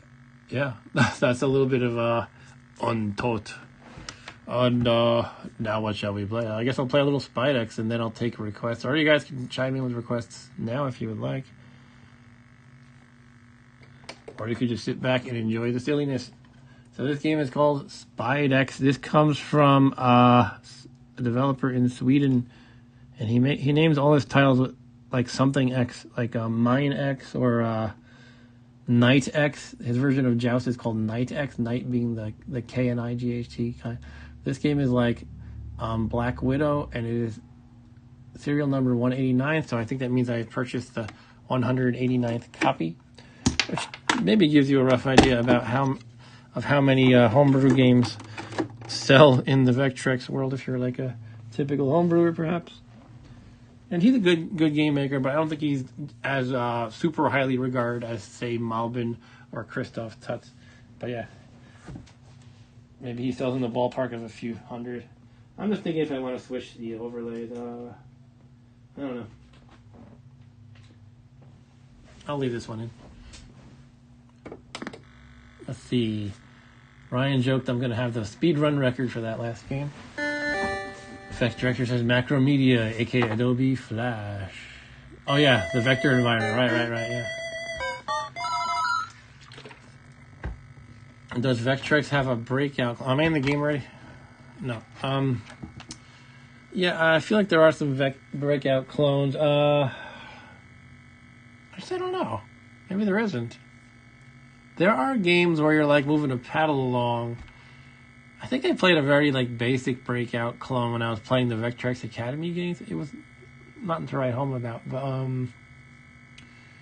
there is a Spike game that's like, I think it's like Kaboom though, not breakout. So you're moving a paddle and you're catching bombs or something like that. Anyway, controls. Oh yeah, you can play as twin stick. Should I plug? I'm gonna plug in another controller. Bear with me a second.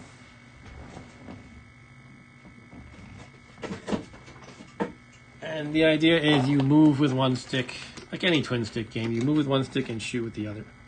But you can play it without. However, it's harder because you have to. You basically can only shoot in the direction you're facing. You know how that is probably. So I'm going to plug in my other controller. So now I am dual wielding a pair of monstrosities that look like, oh, I think I started the game, look like these.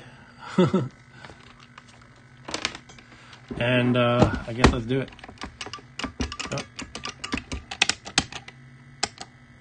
How do I change? Dual joysticks, there we go. Let me swap them. Left and right. Usually left is move and right is shoot in a twin stick shooter. There we go.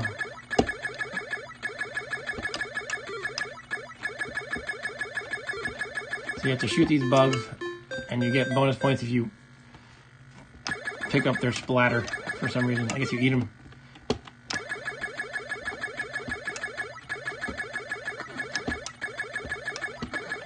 What is that? An egg that's hatching or something? Yeah.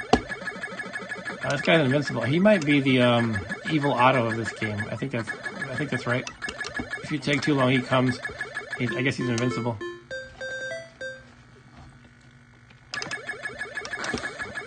What was that?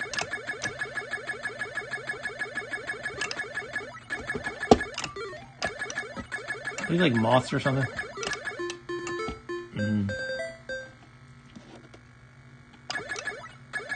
And Vectrexer says the same guy who made Vec Fu. Oh, so you shoot those asteroid ship looking things and they explode. You don't want to be near them.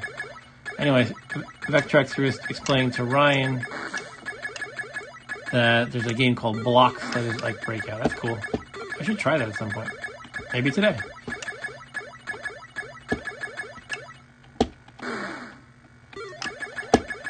Okay, the evil Otto has appeared. Let's finish off these little buggers. Ah. Crap. I think I got stuck on that wall thingy that appears.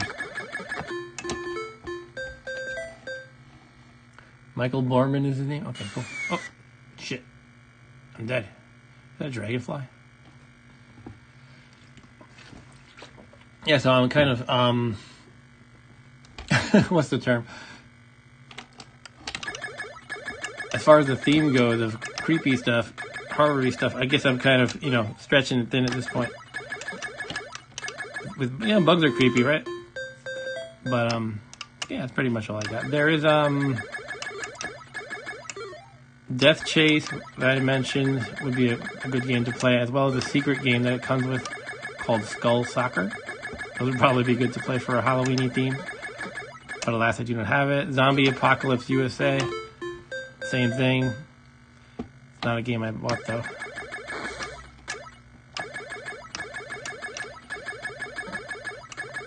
And that game is kind of a shooter, where these zombies come at you and you have to shoot them with your crosshairs that you move around. So yeah, this game I had never played in the arcade or had never heard of until I started, I guess the last couple of years since I've been going crazy in the retro gaming stuff. But it's apparently one of those, like, I guess late 70s, maybe early 80s vector games. Oh. It's funny how I haven't heard of most of those. Like, you know, back in the day. Obviously, I'm not old enough to have been hanging around in arcades in the 70s. But, I don't know. I felt like I knew of most classic arcade games. Maybe they're just not generally considered classic in the mainstream sense. But yeah, a lot of other games, like War of the Worlds, one of them. I can't think of a lot of them offhand.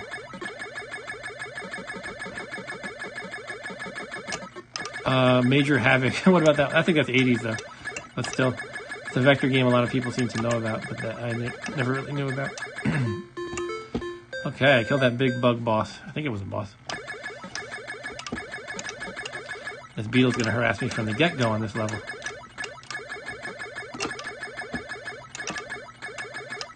I guess you can keep circling around like this.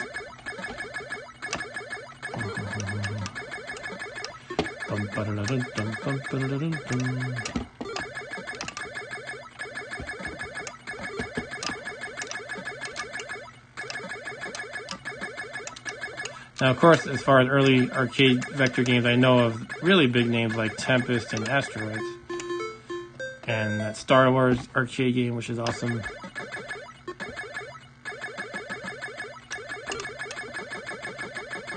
What else? Oh, stuck in that wall.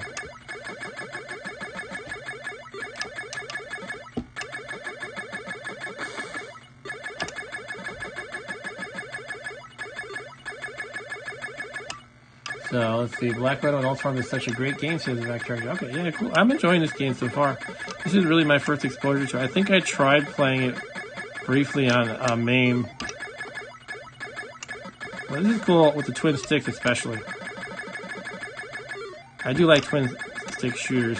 Robotron is great, but it's just so intense from the get-go, pretty much. And Smash TV I like a lot, but it's such a quarter drainer. It's like just designed so that you can't do well, and it just feels cheap to me a little bit. But I do like Smash TV. All right, so Ryan says I knew Black Widow, but I think I'm older than you. I'm 46. Yeah, you got a few years on me, right? And Vectrex says old enough to have seen all of the Vector arcade titles on site during their first run. Wow, cool. Must have been cool. I can only imagine what it was like actually hanging out in an arcade, say like 1979 or something like that. It must have been crazy. It's all these vector games stuff.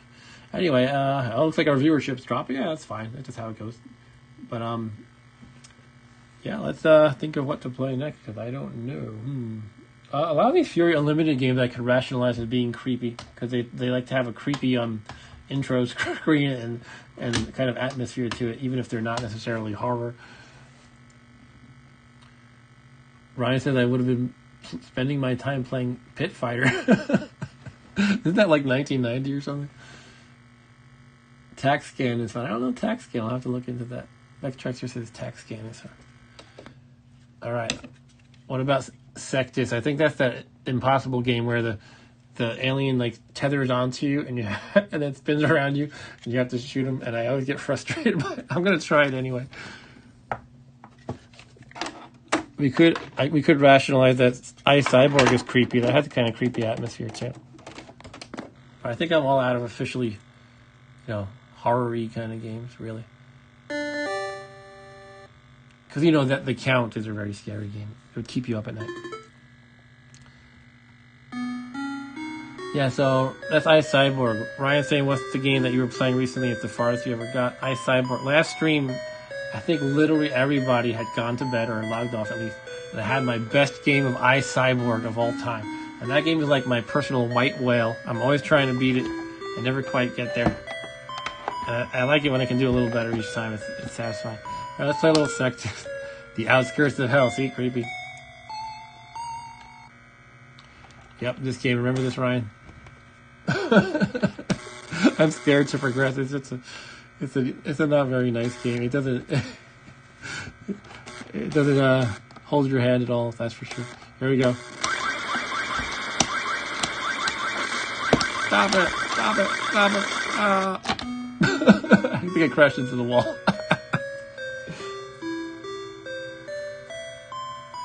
Alright. The Outskirts of Hell.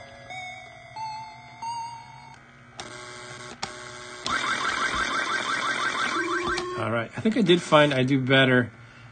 Instead of just rotating and trying to shoot, going back and forth, if I move along with it, it seems to give me a greater chance of shooting, of actually hitting him. Okay, there's one down.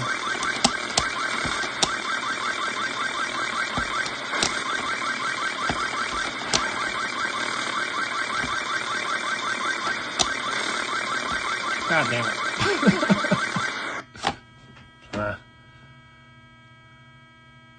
I don't know. There's got to be some real trick to it that you can consistently actually kill those beasts.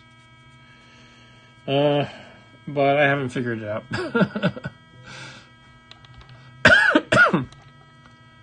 What time are we at? 11:08. Okay. Well, what should we do next, though? I know what we can do. We can say hello to the camera there. Laughing all the way. Ho, ho, ho. That means it's time for a Merry Vecmas unboxing. I realized I kind of did it later in the stream than I usually do. But it was totally random, right? I couldn't choose when it streams, when it sings. So yeah, this is a package I have from Sean Kelly, who I've ordered from a few times. I think I've unboxed 2 of his packages already. But there's another game, a relatively new game, that I decided to buy from him, and I threw in some other goodies as well when I ordered it. So let's open it up. I kind of halfway spoiled it, but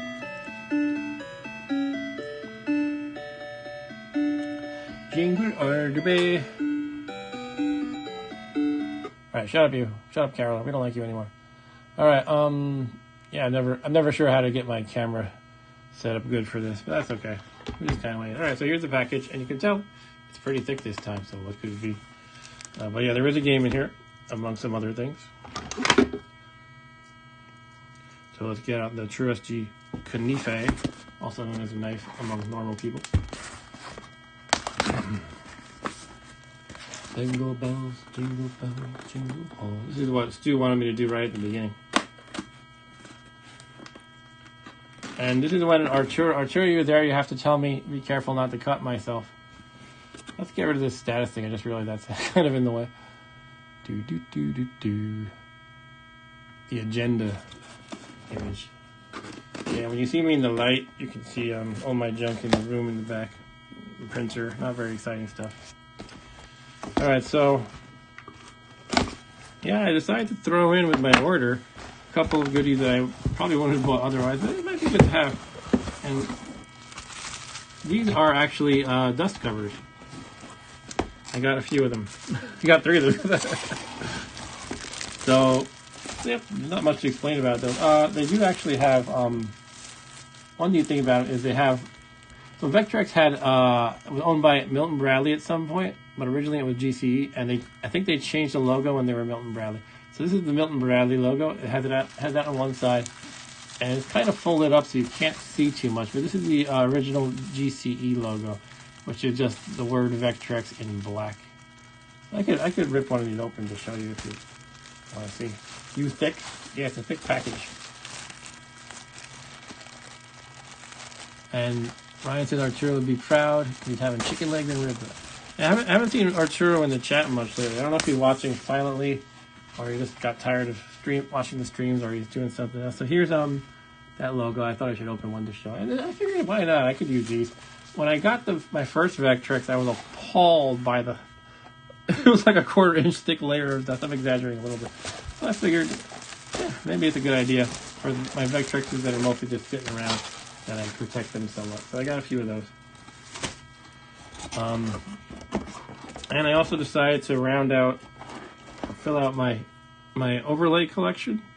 There's some games I don't really play, and so I originally I just said, I'm just not going to buy the overlays for those, but the collector bug kind of bit me, and now I feel like I need to collect all the overlays. So let's check out some of these overlays I got.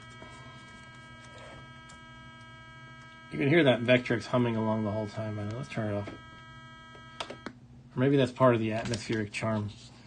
All right, so this is actually this is the multi-cart overlay. So when I first saw this, I was like, what the heck? What's the point of that? I'm not going to get it, because I think the idea is when you load up the Sean Kelly multi-cart, you would put this overlay on just for the menu and then swap it out. So I was like, that's ridiculous. But now that I've been playing Vectrex for a while, I like just having a whole bunch of different colored patterns, right? So this has kind of a bluish violet in the kind of that blast effect kind of thing, and then on the outskirts it has a purplish. So that could be cool for some games. And down here it says multi-cart. I don't think I would ever just put this in just to like make the menu look a certain way. That seems silly. But Vectrexer said, now you get the dust covers. Yeah, now I get them. Hey, better late than never, right? So that is the multi-cart overlay. Let's take a look at the other overlays I got.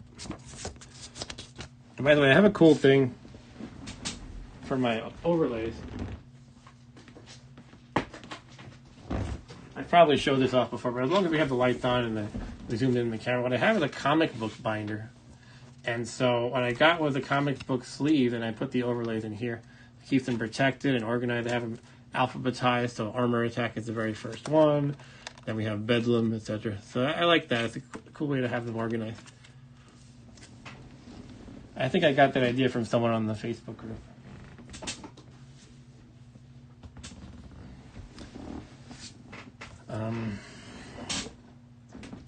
Let's move on to the other overlays. Yeah, it's true. Vectrex is talking about how Sean Kelly perfected his reproductions such that they have the same thickness and feel as the original overlays. Some other reproductions that I have, mostly from I think from Stephen Cray. Not to knock Stephen Cray, does great work, but they're kind of like flimsy. They almost feel closer to something like cellophane in that direction, and not that wimpy, but Sean Kelly kind of perfected these reproductions. So a lot of mine are still like that flimsy kind, but they're still good. It's just they're different. they're a little bit of a pain to get in the tabs. So this is this one is called. This is for a new game actually. This is for a game called A Crush of Lucifer.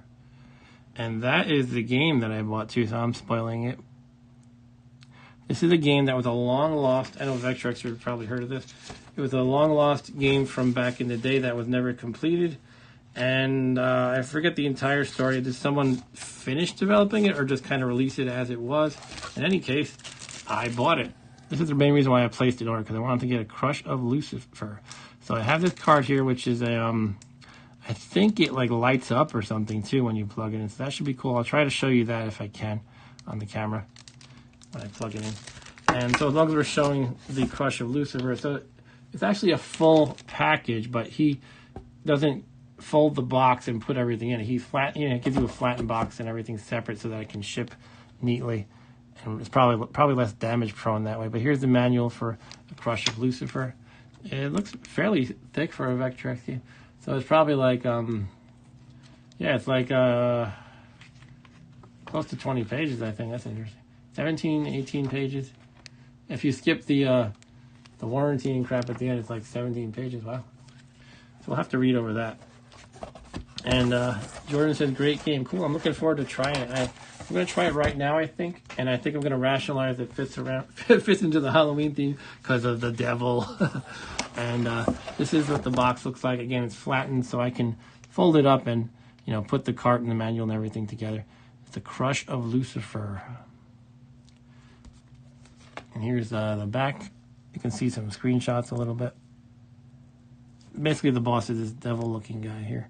But most of the gameplay, it's kind of like, it kind of reminds me of Space Harrier from the videos I've seen. So you're kind of flying along this 3D universe where there's obstacles and the floor looks like kind of a grid. But you're not like a guy in a jetpack like in Space Harrier. You're in some kind of a plane or a ship. Okay, so that's the Crush of Lucifer, which we'll play next. And let's just look at the other overlays. I threw it in this order, though. There's another one. I actually got this even though I don't like this game. And I know I showed this game to you, Ryan, and you were not impressed either. This is Spinball. It goes by another name in, I think, other countries, maybe Europe. I decided to get the Spinball one. So if we want to try this pinball game at some point with the overlay, we can. But yeah, I'm not really a fan of this. But, you know, the completist in me decided to get it anyway. But it is neat that the bumpers and stuff would be colored yellow, assuming your Vectrex isn't like your display isn't like offset too much or anything like that. The funny thing is the Sonic the Hedgehog pinball game was called Sonic Spinball, so that reminds me of that. But obviously the Vectrex game came first by about 12 years or so.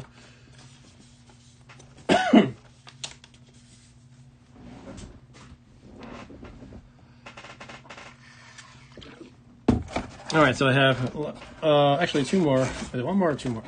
Two more overlays to show, and then we'll play a little Crush of Lucifer. Ryan says, shitty game, cool overlay. Sonic Spinball. I like Sonic Spinball. This is Heads Up. I actually haven't tried this game, but I looked, I watched videos of all original Vectrex games, and this did not look too good to me, but it's a soccer game. And in the worst case, I have a nice green overlay, but maybe I should give this a try sometime and maybe play a two-player with Rob Bob. I'm assuming it's two-player. I'm just trying to show you the buttons here. Offensive, offense, shoot. Yeah, it depends if you're defensive or offensive what the buttons do. But it's basically green. And I have an overlay for the football game that's also just basically green. So when I want to just kind of put green up, I sometimes use that one. But now I have an alternative. But yeah, I'm going completist at this point, I guess. That's how it starts. At first you're like, well, I only want to get the things I want. And then you're like, well, maybe sometimes I would occasionally like such and such. And then eventually you go, well, I should just get them all. And that's like in any context, right? Any kind of collector context. I've already gone this far with the overlays. But I actually like the feel of these and everything too. This is Polar, what's it called? Polar Rescue. It's another one of the original games that it's not really anybody's favorite, I don't think. But that's cool. And it's nice to have the instructions at the bottom too. Like you have all the buttons. So this is blue. You know what I always thought would be cool if someone designed a game where you had different overlays per level, and if the overlay somehow really added something to it. I know it's easier said than done. It would have to not be a game with like 1,000 levels, a game with like 4 levels maybe. Anyway, that is my package. Thank you for looking at my package today. And yeah, let's play a little bit of a Crush of Lucifer. And Vectrexer says the Crush of Lucifer looks to me to be a melange of Star Wars, iRobot, and a couple other titles. Huh, interesting. Yeah, my first thought when I saw a video of it was it looks like Space Harrier. Space Harrier is a great game. I love Space Harrier, by the way. But, you know, it's Space Harrier-ish, not like a clone of it or anything. I forget where I put the cartridge. Here we go. All right, let's turn off the light. And wait, I got to put in the new overlay. What am I doing?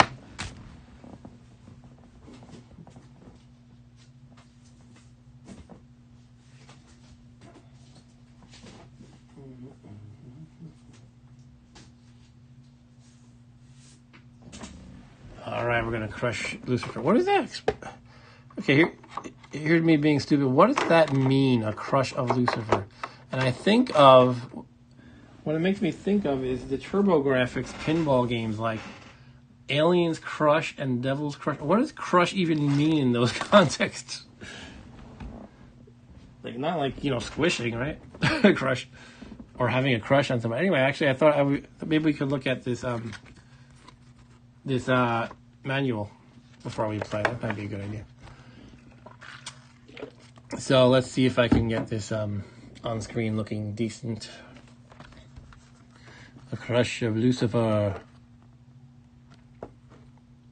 For a terrible... So Ryan said, holy shit, I was literally just sending that and you said that. What about the word crush, what it means in that context? That's funny. For a terrible 40 years, a great demonic force. Let me just... There we go. Known only from legends as Lucifer, has plagued the inhabitants of your planet. What was once a great technological utopia has been brought to ruin and has sent your people into hiding. By the way, I know I'm probably sounding like an old fogey, which maybe everybody does in the retro community, but I miss physical manuals where you could, like before you get a chance to play the game, like you're riding in the car home and you get to read a little bit of backstory and things like that. And let's see, Jordan says Pokemon Pinball is awesome, huh? I never played that. I'll have to look into that. Anyway, yeah. The prayers of salvation from this evil entity have been heard, and it is up to you to answer them. Climb into the cockpit of your nimble fighter craft and launch into the maw of the underworld. Expecting threats, Lucifer has set up a vast network of defenses to protect the outer reaches of his kingdom. You must first destroy as many of these watchtowers and eye stalkers as you can. The watchtowers thing reminds me of Star Wars. Maybe that's what Vectrexer was alluding to. Watch out, after making it past these sentries, the caverns become increasingly tight as you get closer to your goal. Pay close attention to your rangefinder. It will help you locate the entrance to the demon's lair, not far beyond these obstacles. So you actually have to look at a radar and rotate your ship to hunt it down. I kind of, from the video I saw, it looked to me like it was on rails, sort of. But maybe it's not. Maybe you actually have to steer. Let's see, let's continue reading. Yeah, it'll help you locate the entrance to the demon's lair not far beyond these obstacles. With your flight skills and a bit of divine luck. I like the whole, God and devil motif. The tunnel that will shuttle you to Lucifer should be directly in front of you.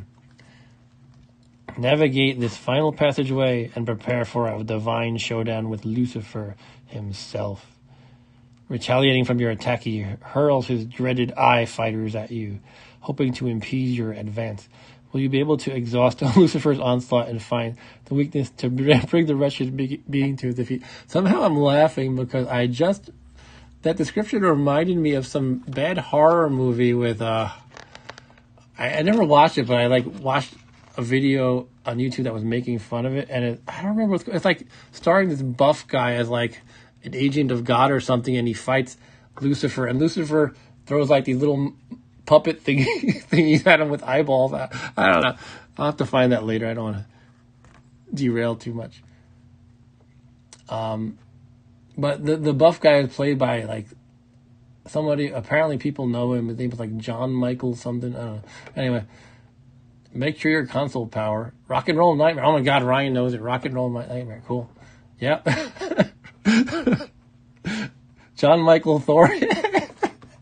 That is the dumbest looking thing I've ever seen. Anyway, yeah, this is just like the nonsense about make sure you got the power turned on correctly, and make sure you don't power your Vectrex with C batteries because that won't work.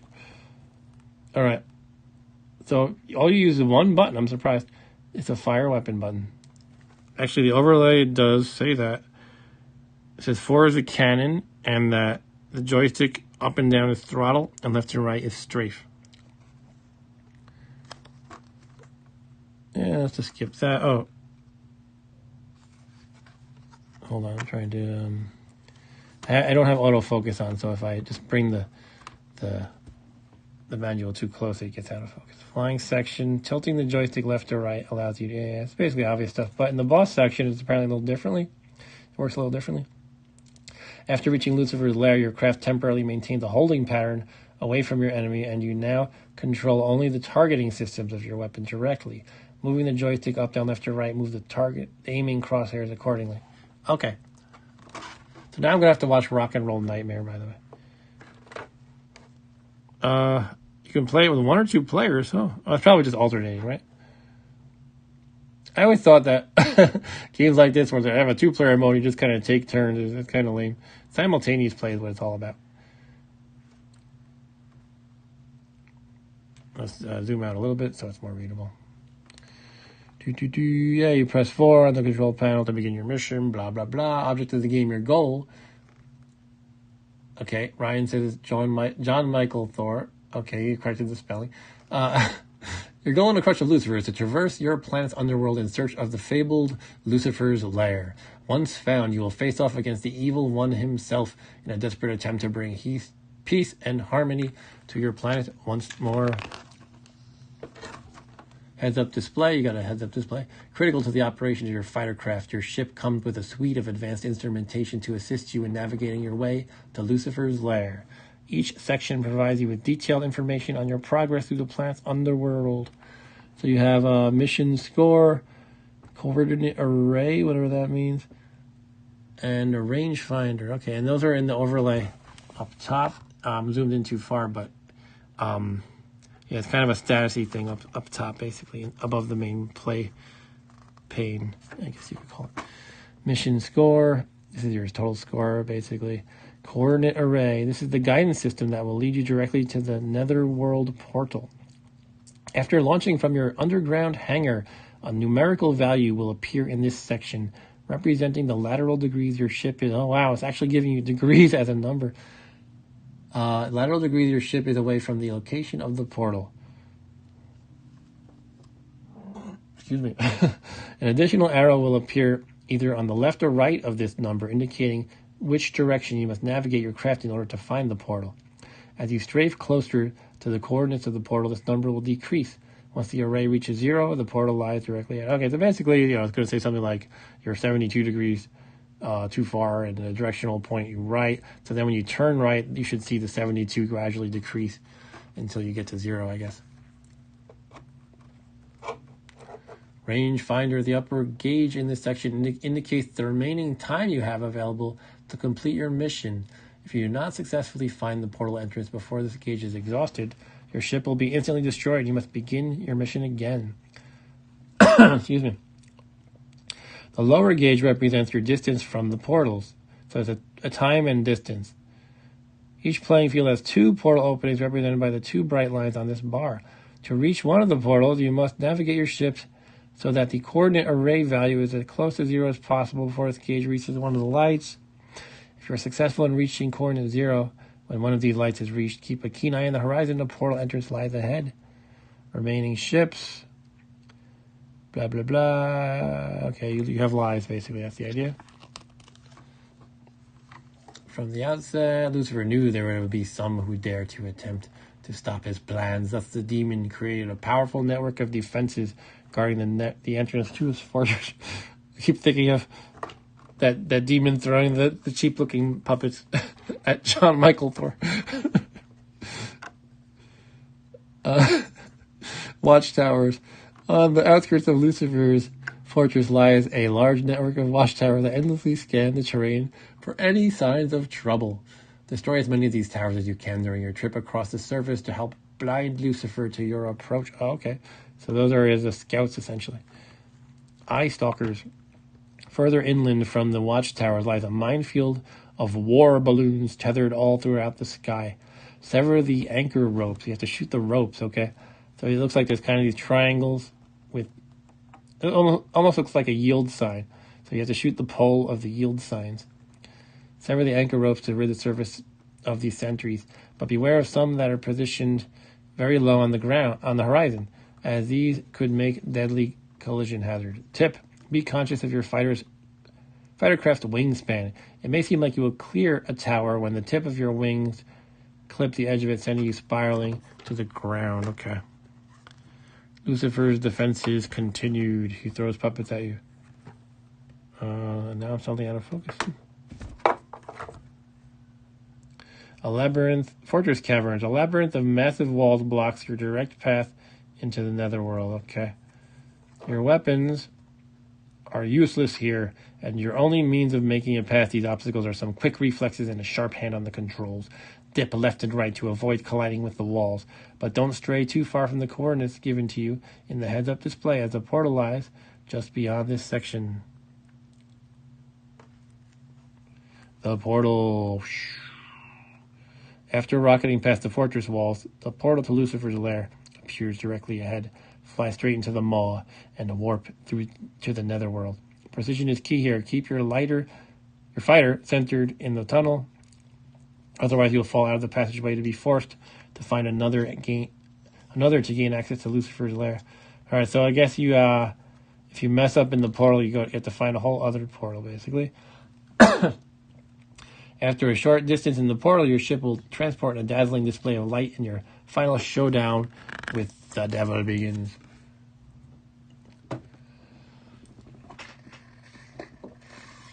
All this reading aloud is hard on the throat. After a successful jump through the portal, in a brilliant flash of light, the massive skull of Lucifer suddenly towers in front of you. Ha ha ha. Wasting no time, he begins to vomit. Blah. Waves of his eye fighter drones from his mandibles towards your aircraft. Be sure to dispatch these smaller foes as quickly as possible. Okay, I'm going to start to skim through it because I'm actually starting to feel it in my throat. Yeah, so you got to kill Lucifer. Look out for his eye fighters, which are basically TIE fighters, as you can see, but they wanted to call them eye fighters instead. You would think they should at least look like an eyeball in the center, like a round with a little dot. Maybe that would look like a boob, I don't know. Upon completing your quest to defeat Lucifer with a brief fanfare, you are awarded a large sum of points, and then you basically begin again. I wonder if it's harder each time? Yeah, this time even trickier obstacles between you and your evil foe. Scoring. For each unit of distance you travel into the underworld, you're awarded 5 points. You're also awarded points for destroying enemy targets. Lucifer gives you the most points. As long as your Vectrex is on with a Crush of... Oh, man. I was... okay, so it doesn't actually save your high scores, unfortunately. There he is, Lucifer himself. And you can write your scores in here. This is really old school. Like it won't actually save your scores, but you gotta you can write them in the book, and they give you a place for that. All right, I kind of want to go over this backstory a little bit, even though I am feeling it in my throat. Yeah, maybe I'll skip it for now, but I'll unfortunately have to do that. But it's kind of cool. Basically, it's was a prototype that was never released, and I'll try to go over some other key points.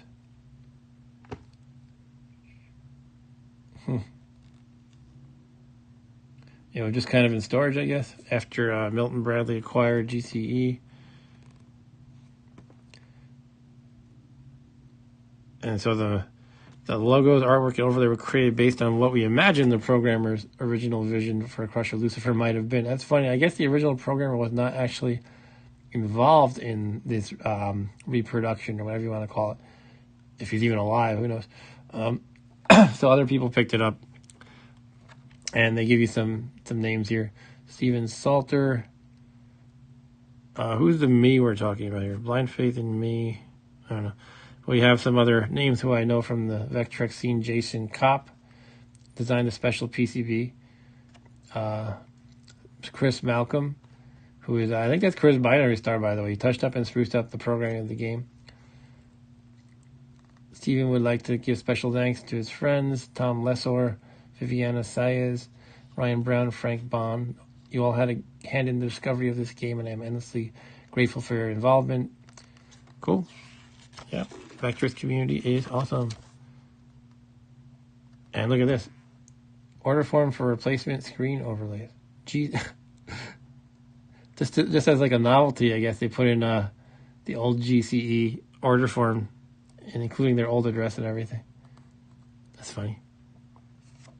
All right. Why don't we get into it now? Now that you're thoroughly bored. No, I do like looking through manuals. I think it's cool. But let me fix my camera stuff here. Something like that we'll probably do. Turn off the lights. Actually, I might have to adjust the camera again because I want to show you the cart. It's supposed to light up, I think. So let's see how cool that looks. Okay. So I will slide the camera over a bit to my messy desk. And you can see it's lighting up yellow, basically. That's all it is. Transparent and it lights up yellow.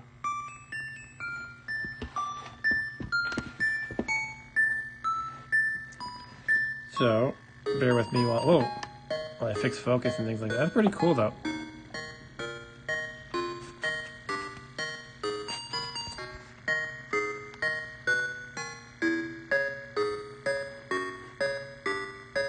Wow.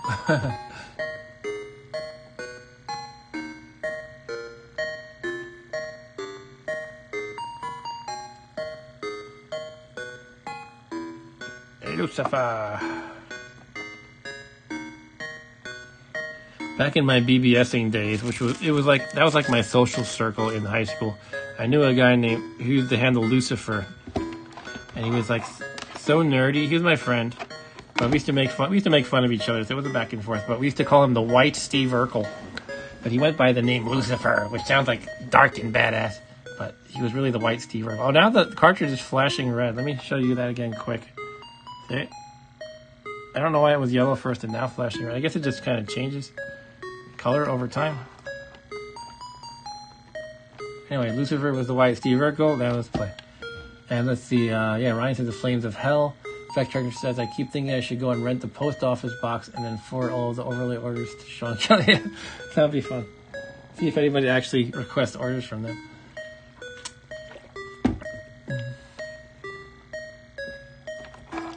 Sometimes I play an old game. I think recently one was Miner 2049, where they have like a phone number right in the game, like on the title screen. Like, whoa. Somebody did call it, actually. One of my viewers said, I'm going to try calling it. And they got like maybe it was you, Ryan. And they got like a, invalid number. Anyway, let's play. Let's see, how do I zoom here? I might have to, hold on a second. Okay, everything's showing on the screen. That's good enough. All right. It does have a lot of flicker. I guess it's drawing a lot of lines. Oh, this is, yeah. You don't actually move up and down. I just crashed. So up and down is your throttle, how fast you're going. I kind of intuitively thought I should be able to rise and fall, But yeah, you just basically up and down is to go faster or slower. Okay, so I have to, oh shit. I'm looking at the status up at the top. Yeah, it shows you how many degrees. That's right. We read that in the rules. So I have to go more to the left. A lot more to the left. Oh! I guess you can't do it too fast or there might be a pillar in your face suddenly.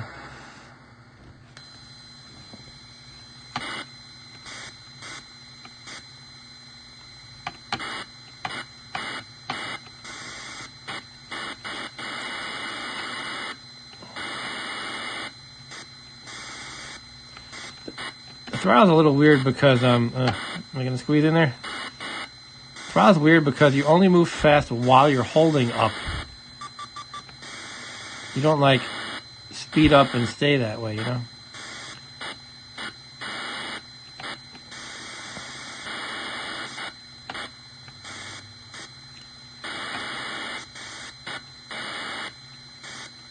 Am I supposed to be actually shooting these things? Oh, yeah, I guess so. Okay, I am almost lined up. Oh, shit. Yeah, I gotta get used to that clipping. It warned me about that in the rules, so fair enough.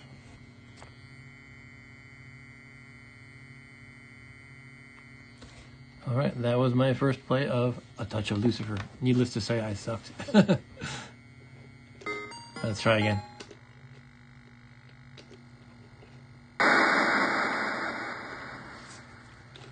Let's go kill Old Scratch. That's what John Michael Thor said in that movie. After he kills him, the devil, he said something like, until we meet again, Old Scratched.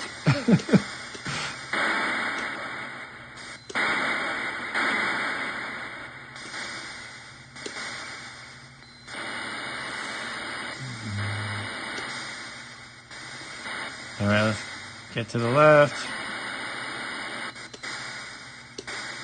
Okay, we're almost lined up. Is that too close?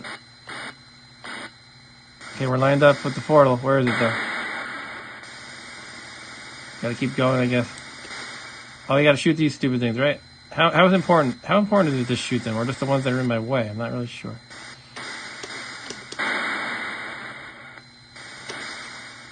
Gotta shoot the strings. Strings of the balloon. Oh. Yeah, what's to do with the low ones? It said something about that. I thought it said you could hit them, but it looks like you can't. I don't know.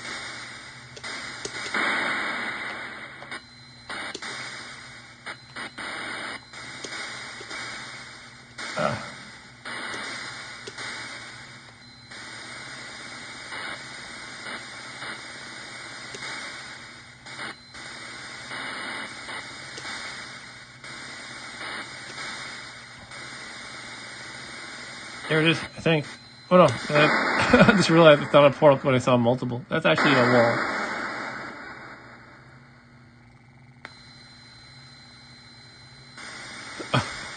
What? When I said if we ever meet in person, he's going to wear the same thing that John Michael Thor wears in that movie. Wasn't he wearing like a loincloth or something? Yeah, also that scene features him wrestling with a puppet. If I remember. The devil being a puppet. Oh. Yeah, that's right. They were starfish things. Starfish looking things. Anyway. Yeah, you gotta get the angle right, then you just have to go a long distance, I guess. I'm trying to go fast. See if I can go fast. This is pretty cool. It does have a lot of flicker, but it's still impressive. This is, I think it's pretty technically impressive still. My flying skills maybe are not very impressive. Okay, yeah. I would like to at least get to Old Scratch once. So let's keep trying.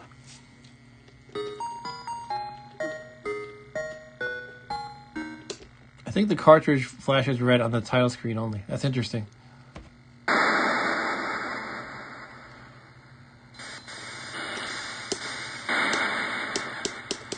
I think I can pretty much just hammer the fire button. Oh, it would help if I steered better though. Alright, so let's see. I mean, I guess I should just rotate to 0 and... What it comes down to is I have to not suck. Okay.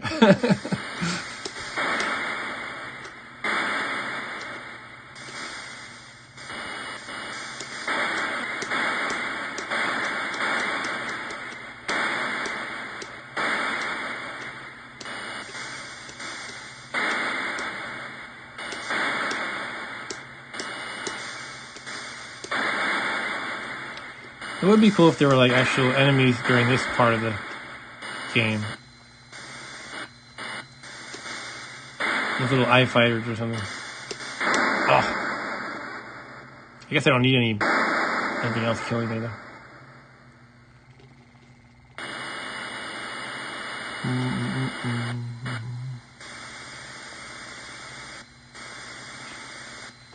It is a little difficult to tell when you're gonna clip one of these obstacles.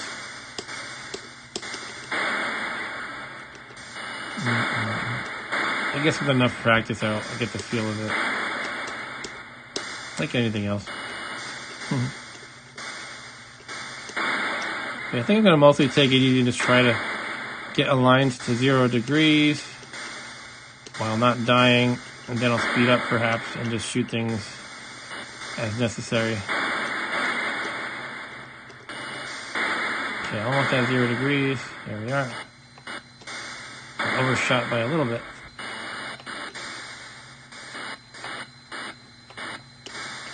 Alright, now we're up to the lollipops. Lollipop, lollipop.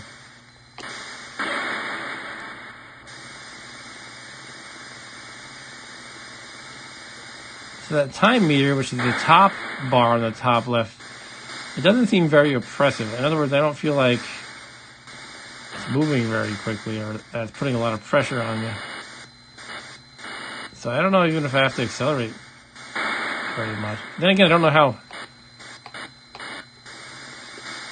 Yeah, that's right. The bottom one is distance, right? So the bottom. So I think that the rightmost bright dot that you see is the one that'll I'll be hitting first. But you can see that bar actually goes down very slowly too. You have to make it a far distance, in other words. So I think I'm just dodging these, right, and not shooting. Yeah, they're not shootable. It's kind of cool how your shot just explodes, impotently against them.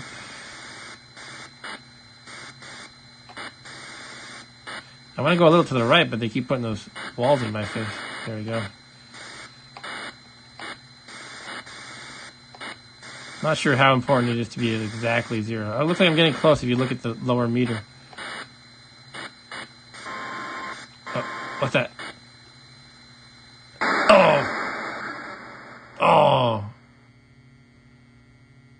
Oh, that sucks. Alright, that's a pretty cool game. I guess I'll give it one more go. I don't know, I gotta get to Satan once, right? But what do you think, Ryan and other people? Should I try to get in an Cyborg play as well? We'll call it creepy enough for Halloween stream. Wah!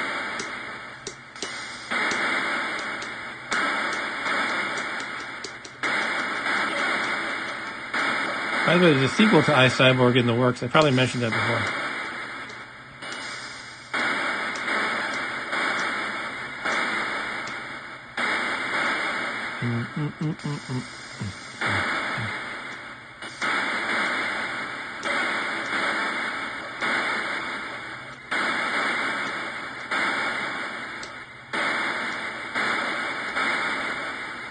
Alright. We're at 0 degrees. Let's go.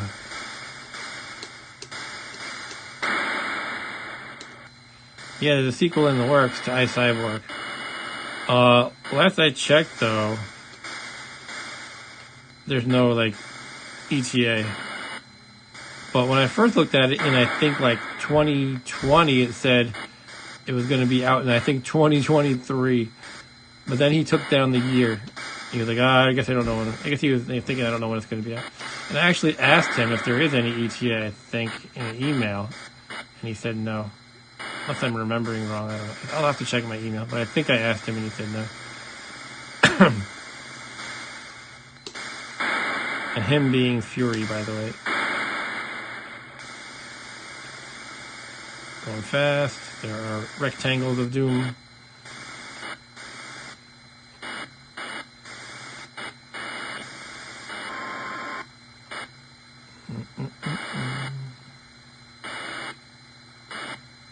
Gotta go up a little bit to the left. I don't know how important it is to be at exactly 0 degrees. I would imagine you'll mostly get there if you're off a little bit.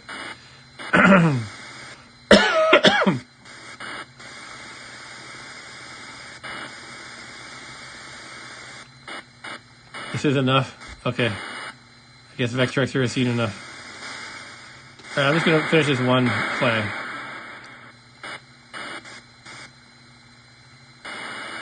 And excuse me. And then I will call it as far as this game goes. Am I supposed to be in there? Shit. Oh, shit. Oh, did I miss it? Wait. I think I missed it. Oh, man. I think I didn't stay in it quite right. Oh, I'm not sure.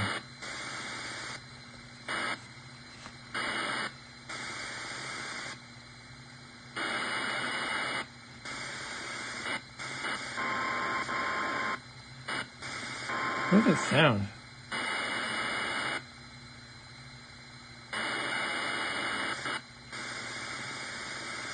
Okay, we're holding the throttle. Shh.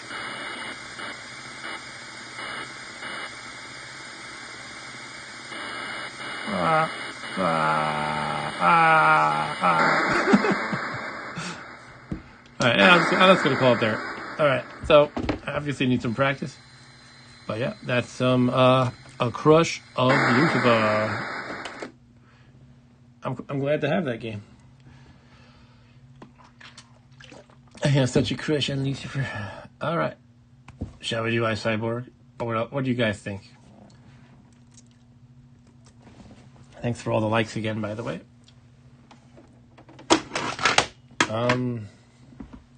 Let's find an overlay.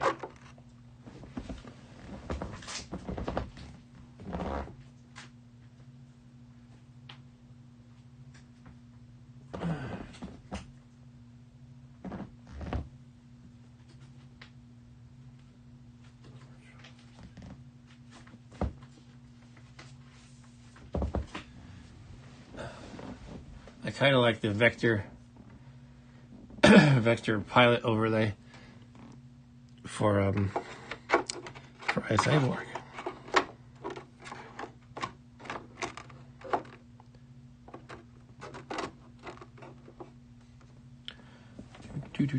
Let's find the game.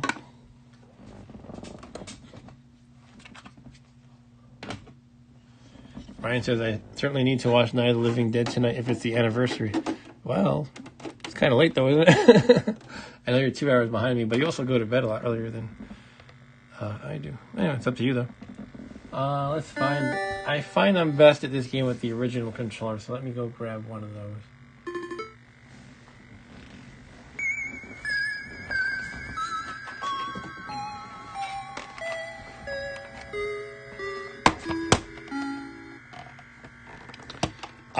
Cyborg.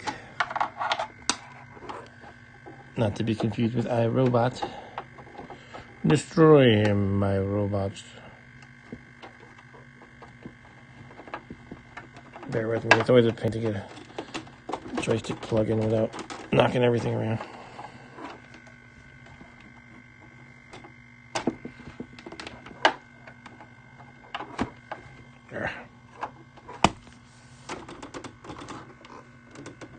Okay, it's in. Let's see if the camera's still looking good. No.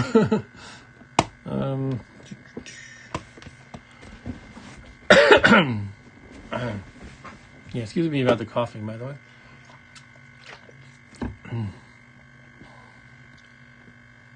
All right, this is the budget title. That's why it says Budge. I got the board from Fury. You know the story. Trying to focus a little bit. That's pretty good. All right, why don't we just do it from the top? In other words, from level 1. Yeah, let's go. I guess. New game. I like to play from the top. Don't know why. So there's codes to start at level 2 or 3, etc.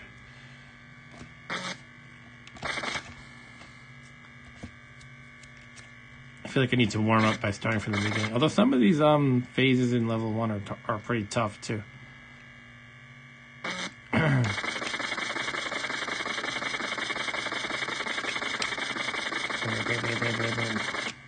It's very pretty. It's like watching Christmas lights in front of me when he shoots. I'm going to turn down the volume a tiny bit. The shooting is so loud. Okay, those are sunflowers, as I call them. They just rotate around. They're not difficult to avoid by themselves, but in conjunction with other traps, they're a pain. Alright, phase completed. Easy peasy. On to the next one. Yeah, this game does have good music too. I like all of Fury's creepy little tunes he writes for his games.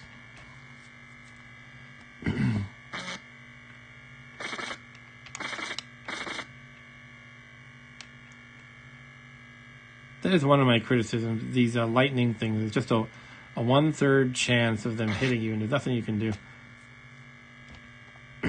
It works pretty well, but oops. Now that was my fault. But I wish there was like some little thing you could do. Like maybe it would flash in one of the 3 directions at the last second to give you a warning. I don't know. Don't know exactly what they could do. I wish there was some kind of little clue. But it shouldn't be like, from down the hall I can see which direction it's going to pick. It should be like something where I have a chance to react very quickly. That's my opinion.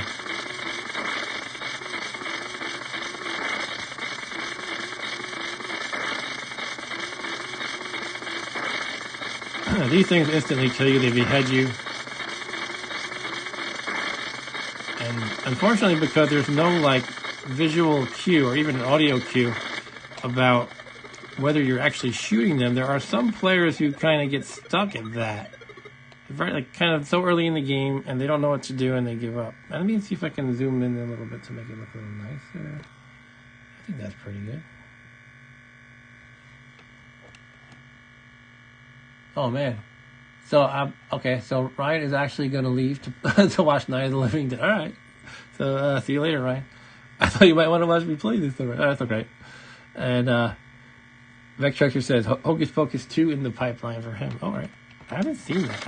Actually, I don't think I ever really sat down and watched the first one. I just kind of saw it on TV while doing other things.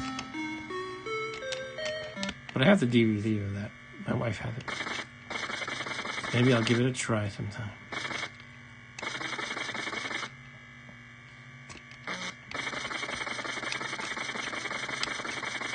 What time we at, by the way? Okay, it's 11:58. I'll probably call the stream after this game. It'll be about 3 hours. That's usually what I strive to stream for 3 hours without going too crazy. But usually I do go crazy and, I let 3 hours become 3.5 or sometimes 4.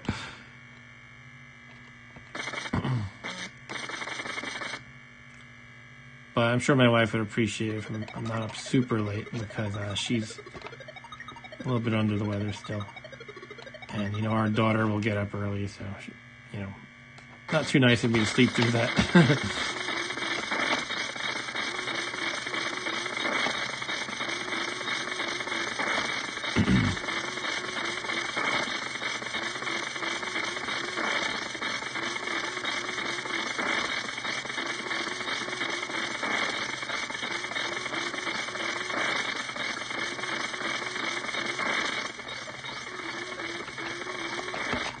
This is where it gets a little tricky when they start hitting you with both of these traps at once, the sunflower and the spinning blade.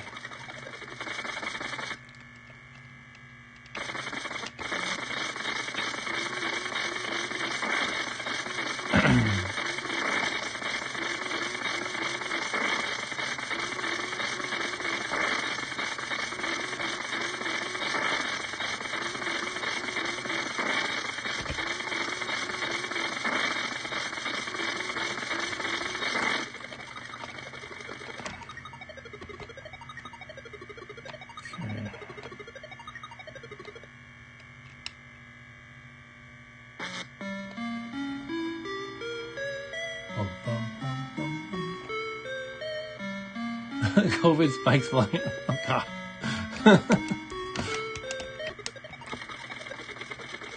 Yeah, that's basically what's happening. The sunflower things are COVID spikes.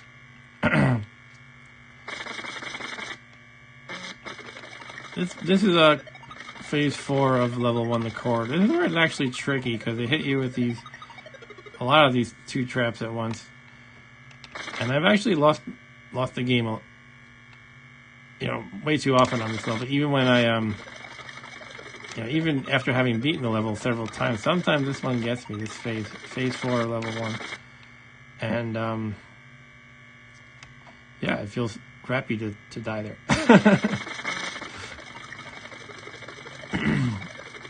But it just might happen. So far, it's not getting hard yet. Hopefully this lightning doesn't hit me. Every time it's, please don't hit me. Oh, it got me. Well, I guess it was bound to get me once in a while, right?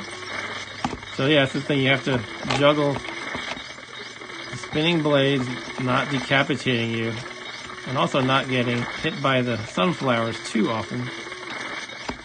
Maybe once or twice or 3 times, Okay. Lightning. Oh, got me again.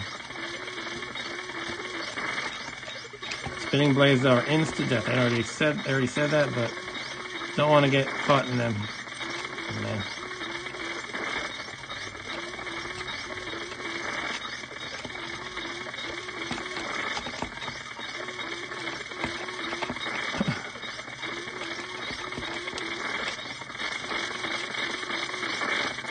Whew. So it's highly stressful in a fun way. It's one of the reasons I like this game. I like games that put on the pressure, but they're beatable. It's just the right amount of difficulty is always satisfying, basically. I'm sure everybody knows.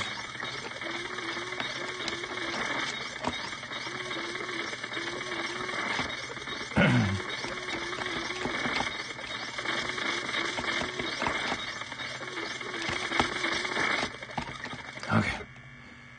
Whew. I'm just hugging the right side and for no particular reason. Yeah. Alright, now it's time for the boss. And I don't mean Springsteen.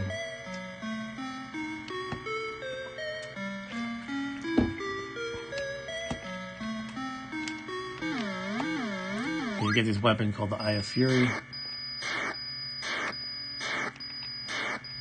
This first boss is not too hard. But still I don't want to get too overconfident. He has beaten me before.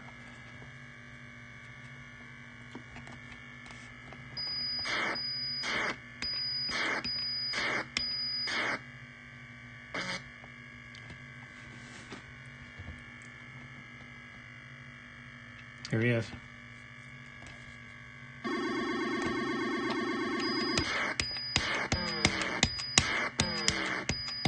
You gotta hit it in the eye when it opens and not get killed. It is hard to dodge all of his stuff, all of his attacks.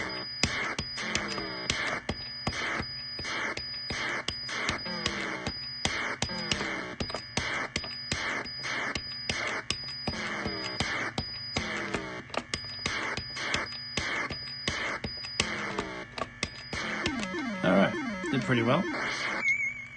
Level 1 down.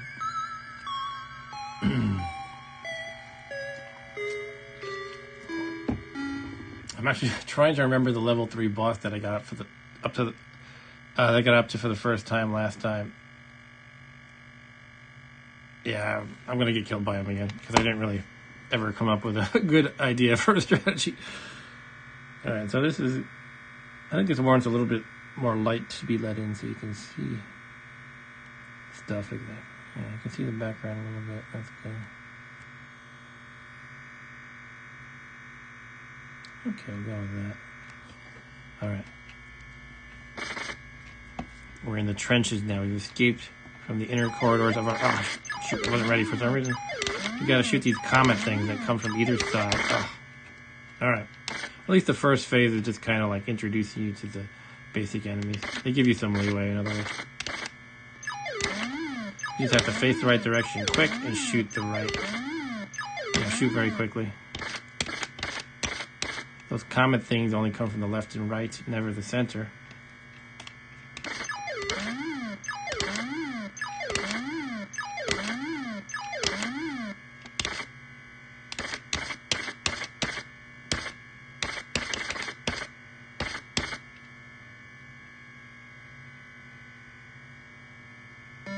Okay, easy enough, right?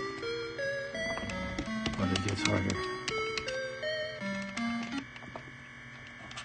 I think I have the second boss pretty down. It is challenging, but I know the tricks to it. The third boss, though, I got up to for the first time last stream last month, and I was just totally, overwhelmed.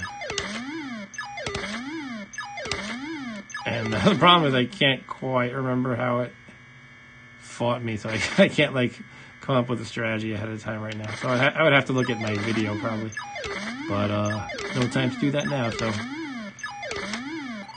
no guarantee I actually even get to him again though. Now these spires, I don't know how you can kill them without getting hit at least once. So they're annoying. But generally, I find if I move back and forth and just hold down the fire button, I do okay. Sometimes they shoot from up there. You can see I dodged its web. Once it's down here, though, it always gets me once, sometimes twice.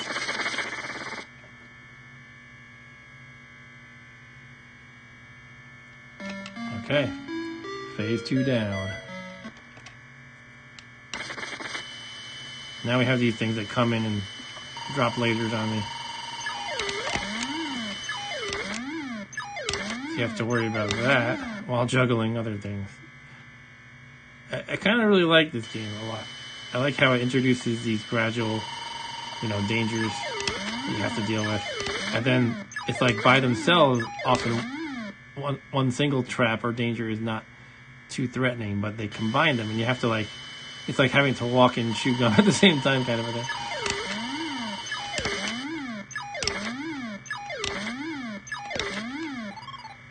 Spider. Ah, he got me.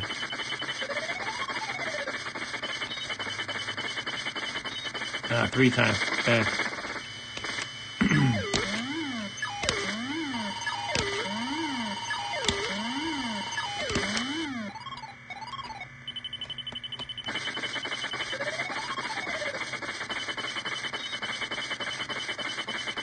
Ah, twice. Spiders will be the death of me. Oh, shit. Can't get hit on the wimpy guy. The spires are going to take me out. I have 3 lives left. Not good. Hopefully that's the end of this phase, actually, though. Yeah, okay. Whew.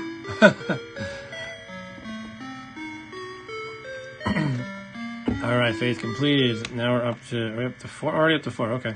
This is the hardest one, obviously. And then we fight the boss.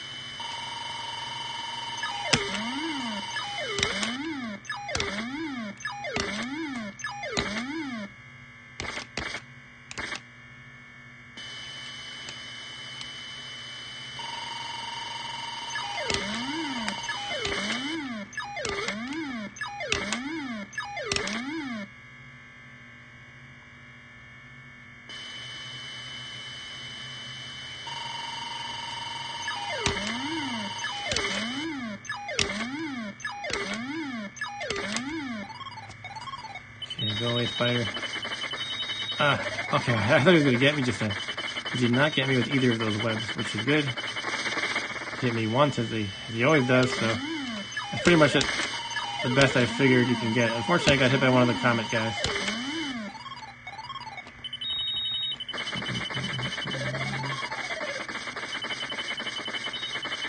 Okay, 7 lives. Alright.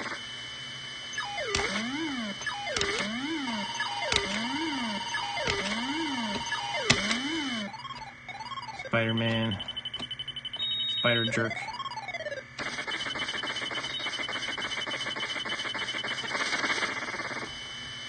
Six lives left.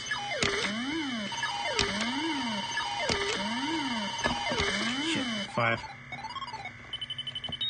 Ah, 4. Ah. Make it down to 3 at least. 2. Damn it. At the end? Okay. Not the worst thing. I thought I had to fight some more guys with only 2 left, so I was really worried. But now it's time for the boss. This is the binary orbs. The binary orbs. Actually says so at the bottom, but I zoomed in a little too much. Yeah, we did that, I guess. Alright. We have the same weapon as before, but this time I need to angle it left and right as well. That's straight above me. You can see those 2 dots. They're a hint of the binary orbs that I'm going to face. There they go. They're doing their little dance, their binary dance, their crisp binary star dance. Okay. Yeah, they're not too bad at this stage. Of course, I already got hit.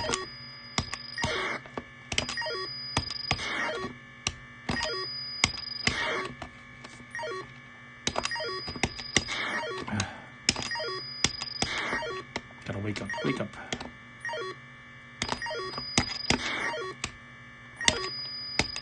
Now, ultimately, I don't know if it matters at this stage, but ultimately you need to get it so that they are both, you divide up your shots. Oh, hey, Drunky Kong, how's it going? Anyway, let me just fight it. Basically, I try not to focus on one of them because then what happens is the last one, in the final form, they're extremely dangerous.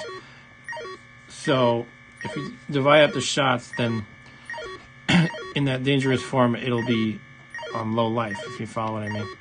You'll have a low amount of health left. Anyway, let's kill this thing. You can do one at a time. Okay, we did right, let's go left now. But I don't know if it matters if you do that the whole time or just in the second to last form. You know, divvying up the hits on you. Left, let's go right now.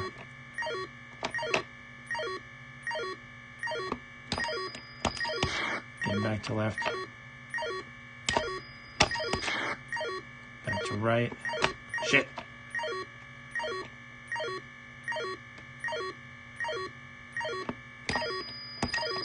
Missed. I actually have to press the button. Oh, I got hit again. I have to make the weapon explode by pressing the button at the right moment. It doesn't just go to him and explode on contact. Okay, and like psyching myself out is hard.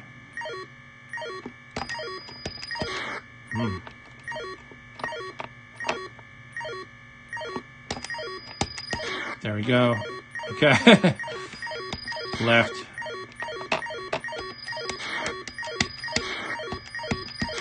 Okay, now I'll go to the right. Gotta go farther. Gotta go farther. Okay, back to the left. Back to the right. Back to the left. Back to the right. Did not hit it yet. Back to the left. Back to the right. Ah, shit. Left. Left, left, left, right, left. Right. Left. Now we go right. Now we go right. Got it. Now we go left. Right. Go left. Probably sound like an 8. Go right. Go right. Go left. Go right.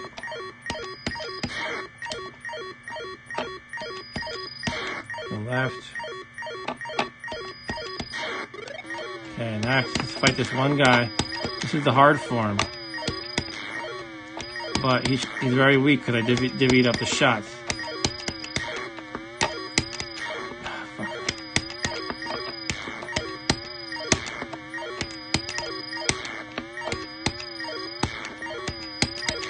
Damn it, damn it. I'm not hitting him, what the hell? Oh! I thought I hit him a few times. but it didn't look like it. Okay. Well, didn't make it that time. Okay, I need a moment to recuperate. Maybe I'll play one more game just to end on a higher note. But yeah, usually I can beat him, and then I get to level 3, and I got to the level 3 boss last time, but not this time. Thanks, Vectrex. Vectrex is nice. Yeah, I mean, yeah, just gotta keep at it, right? But this game has been my white whale in the Vectrex world. I just want to beat it so badly. But yeah, Drunky Kong, you missed the kind of creepy games, I guess you could say. Oh, 11 likes, wow. It said 6 likes a little while ago. Wow, thanks guys. I appreciate it. Yeah, yeah. So I did want to just call it there, I said, but I don't know, I kind of want to play something else just to end on a little bit of a better note. That was a downer for me. But I don't know what. Yeah, any requests, anybody? Let's see, what am I good at? And on a higher note, what am I good at? I can play a little Berserk or something, I don't know.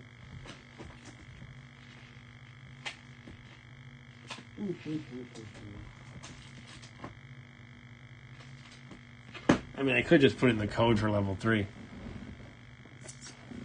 You know, I've beaten the level before. It's not really cheating, right? Just for some reason, I prefer to play from the beginning. If that makes sense. But I'll do it. I'm gonna put in the code.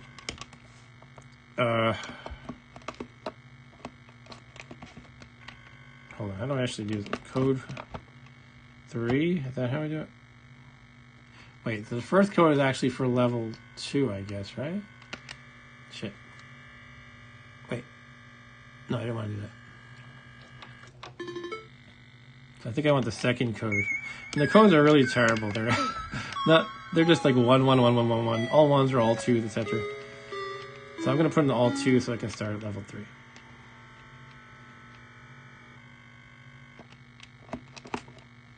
I just don't remember how I'm supposed to... Alright, let's try all 2s. No. Yes, I have to select code 2, but I don't know what... Okay, you have to press... Oh, you press the number 2, okay. Hold on, why did it make me go back? Weird interface here. Okay, here we go. This should do it. Okay, here we are on level 3, so we're pretending I beat that second level boss. Donkey Kong, I don't have mention Yogs. I wish I did. It looks pretty fun. However, it's one of those things from Luxsoft that I see going on eBay for like hundreds of dollars or whatever. So it's kind of not going to happen. And Lux says he's not actually going to work on games again or sell games again. Something like that. Alright, so this level has, by the way, these fireball traps. They shoot out at you, and you want to kind of backtrack when they come at you, because that makes them go a lot slower. There's also these kind of things that come in from the middle of the hallway. They're like these radiant things, and those are instant death, but they disappear if you backtrack. So there's a lot of like backtracking in this one. I'll show you what I mean if you haven't seen this before. So that took me by surprise, but these are the fireballs. So they basically go left or right, and if you back up, they go a lot slower. So that's the key to it. You have to make up the ground, otherwise you don't make it anywhere.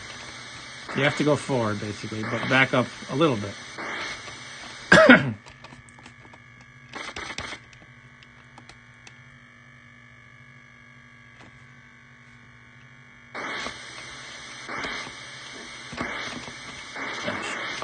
Ah!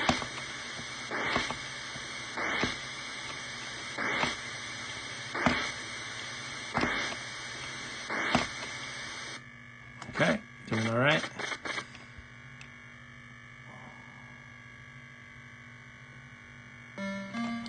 Phase completed. But yeah, if anybody knows where you can actually get Mention Yog and not spend 3 figures, I would be happy to buy that.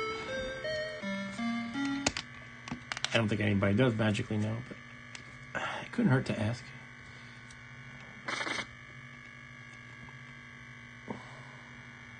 Okay, let's get ready for fireballs. This is the death. This thing is an instant death thing. All you have to do is tap backwards, and it retreats. But there's a lot of them, and if you screw up once, it just kills you. And these things are really testing me today.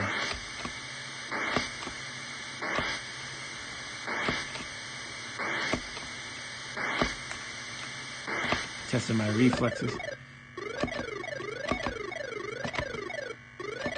These things, that sunflower of doom from the back of the hallway, that'll just instantly kill you. It like makes your head explode or something. Oh man, fireballs are really getting me today. Gotta be ready to go in either direction, left or right. Better to go in the center, I think, and back up and steer left or right accordingly. These things can go to hell.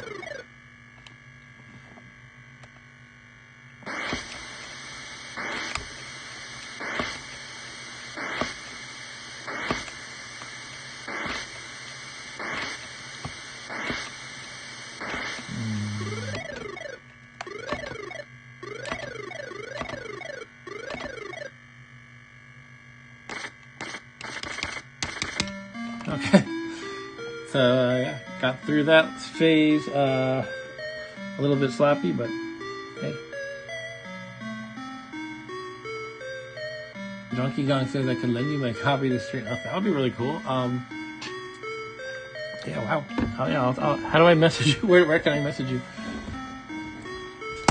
All right, let's keep going. Gallery 3. So it's only gonna get harder, folks. Gotta be on the ball here. I don't remember if there's a third trap. Yes, there are. There's another.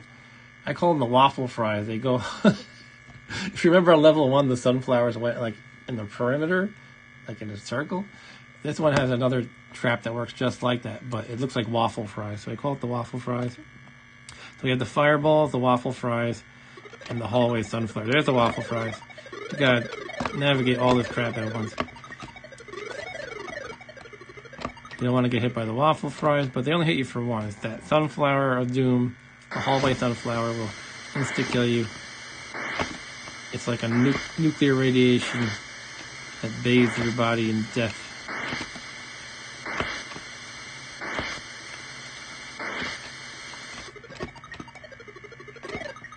All I have to do is literally just the tiniest tap of the joystick backwards, and it retreats.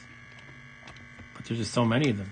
And you're trying to like move forward to avoid the waffle fries. And so it can mess up your timing. Or to avoid the fireballs. Oh.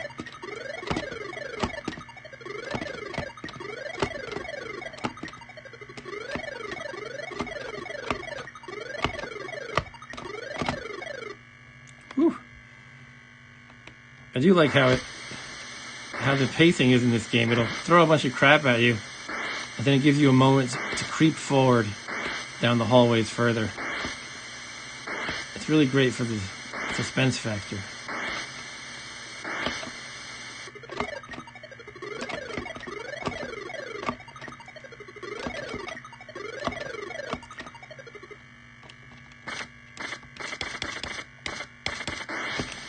Whew.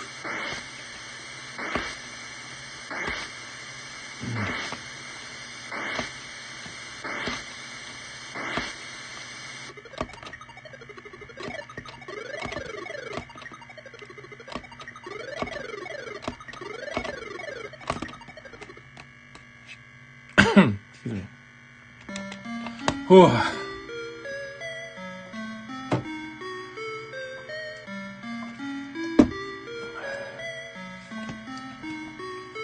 Alright, we're up to Gallery 4. And the 4 is always the hardest, and then you fight the boss. I have beaten Gallery 4, but not the boss of level 3.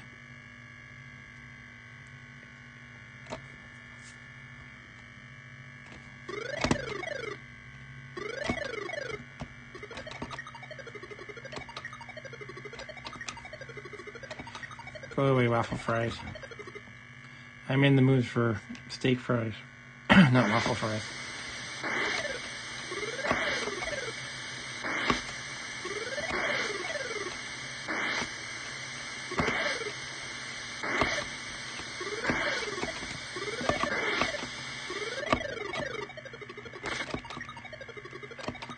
Oh, the waffle fry got me.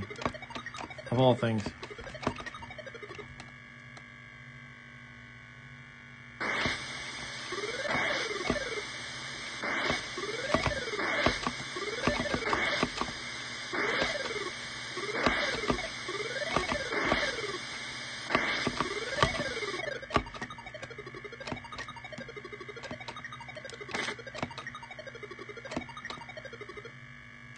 Whew. More to come.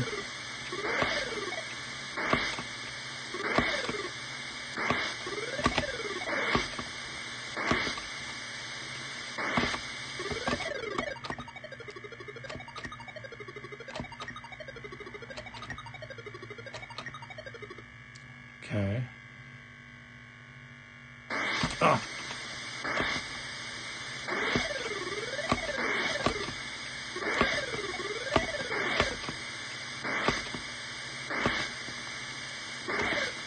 I gotta say the fireballs look pretty cool. There's a lot of little vectors in that fireball, and it looks smooth and nice.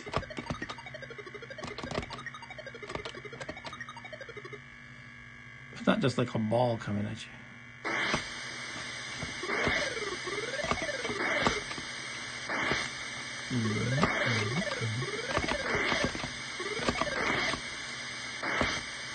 Ooh. Fireball to the face, never good. Okay.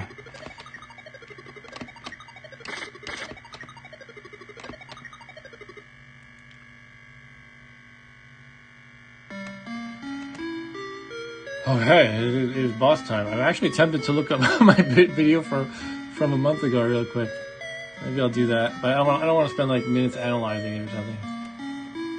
I just need to jog my memory about basically how it works. So I'm going to actually do that.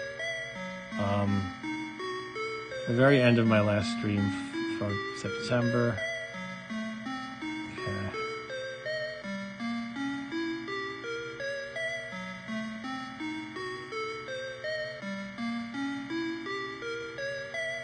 Okay. So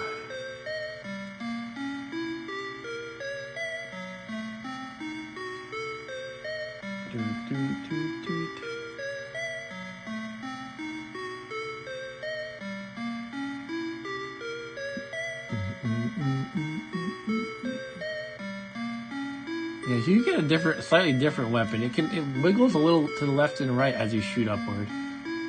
But I don't know how you control that motion. But in the boss, so you come to the end of this kind of hallway, and there's this like hexagon and a little spaceship dancing around in the middle. And obviously I'm going to show you in a second. I just want to jog my memory, so hopefully I can handle him a little better than I did last time, which was basically just flailing. Okay.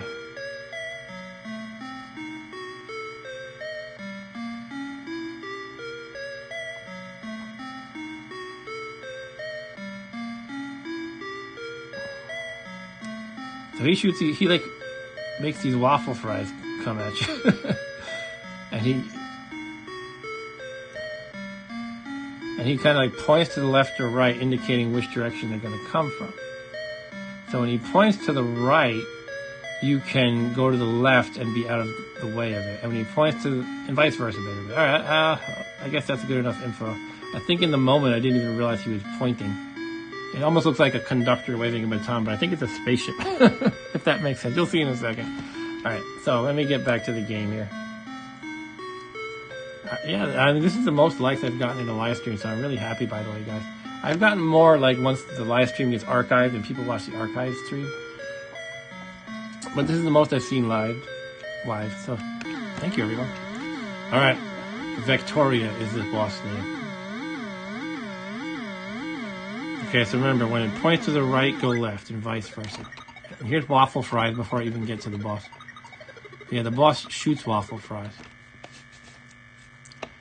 Here's my weapon, by the way. If you notice, it has some wiggle to it. Like, it doesn't go straight up. Look at that. And I can aim it to the left or right, and it still has some wiggle, by the way. But I'm not sure what to make of that. Like, can I control this in some way? Oh, I think I can. If I just tap the joystick, the button, it does this. But if I hold it, it'll skew to the left. Sometimes it comes back right. I don't really get it. Sometimes it goes right. So it seems like you hold it and it'll skew, but the skew is random.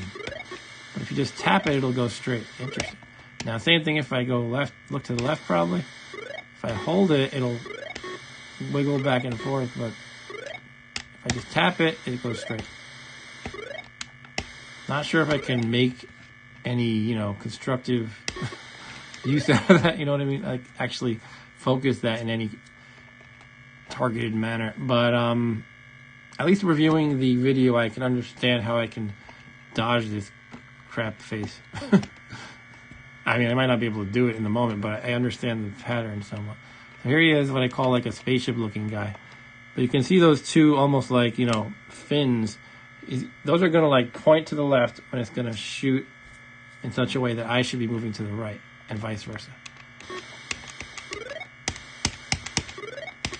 But the problem is, well, for one thing, I'm not right up to him yet, so the fight hasn't started, but I can't press the button a second time to make it explode on top of him.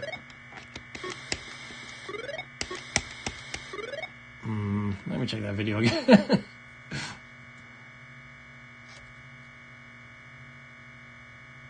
Okay, it looks like once I'm actually fighting him, I can make it explode on top. Alright, whatever. Just how it is. Okay. So, yeah. Let's do the boss, I guess. Here we go. Remember, when he points left, go right. When he points right, go left. I can't move fast enough, though. Shit.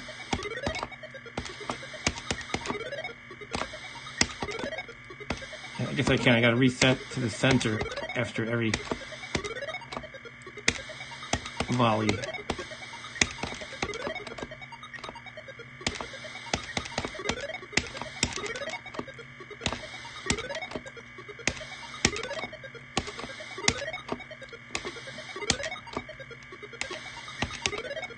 I'm not sure if I'm hitting him.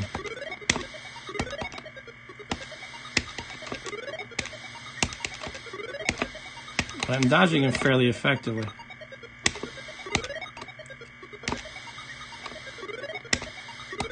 Okay, when I hit him in his, butt, or his penis, whatever, I don't actually have to press the button again. It's like it's actually collision detecting in that case. So I guess I'm hitting him.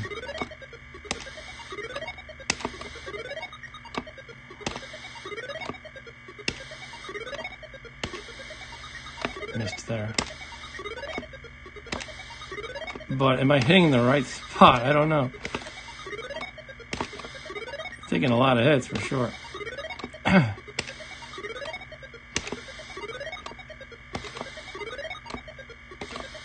almost wonder if I'm supposed to come at him from an angle and hit him in the head. Actually, I'm realizing this is probably a her, huh? Oh. Yeah! Yeah! Yeah!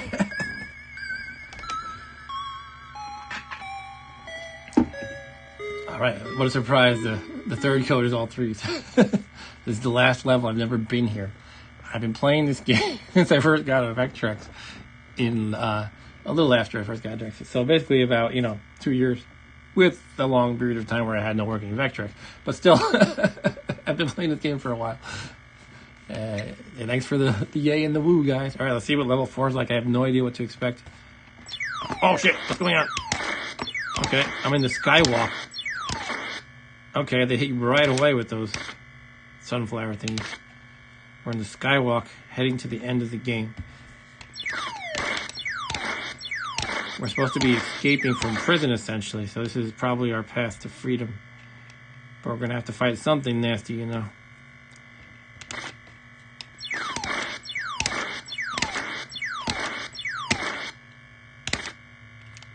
I'd say so far those things aren't too bad, but they did catch me off guard initially. Oh. And they come pretty fast though, so what is this? What is this? A robot thingy that shoots lasers. You can shoot them and they tilt their head up and they don't shoot at you. Oh, you gotta worry about those too.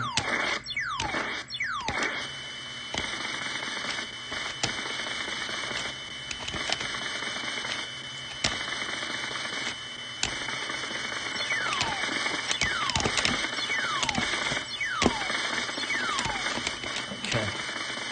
Gotta juggle those things all at once. It looks like if I'm too far to the left or right, I don't hit the sunflowers. If I'm not far enough to the left or right, I don't hit the robots. If you follow what I mean.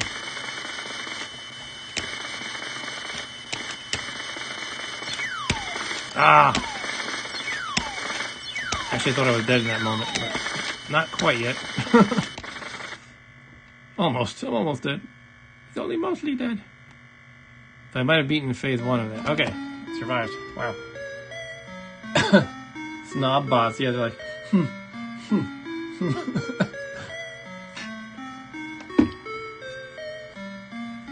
Alright. Oh. It's already a boss fight, I think. Thunderhead is the boss. The boss name this time. I don't know what to expect. Oh, look at that. I have a boomerang. Oh no, did I lose the weapon? I just lost the weapon because I didn't catch it. I was just curious, like, I don't know, I thought I would stand aside and see what it does. Can I get it? Can I go back? Well, okay. I guess you gotta catch it or you're screwed. That's the theme here. Alright, let's see what the boss does. I guess I can't fight it. There he is. Wow, look at that. Is that Satan from the other game?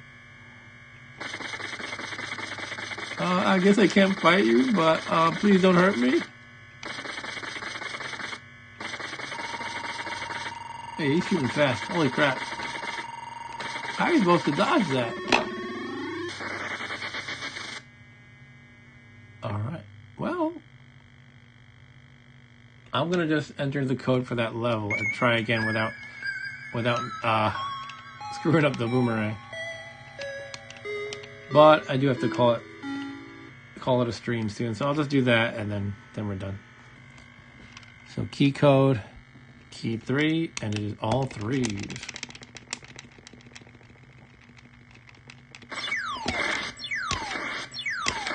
They don't give you a moment.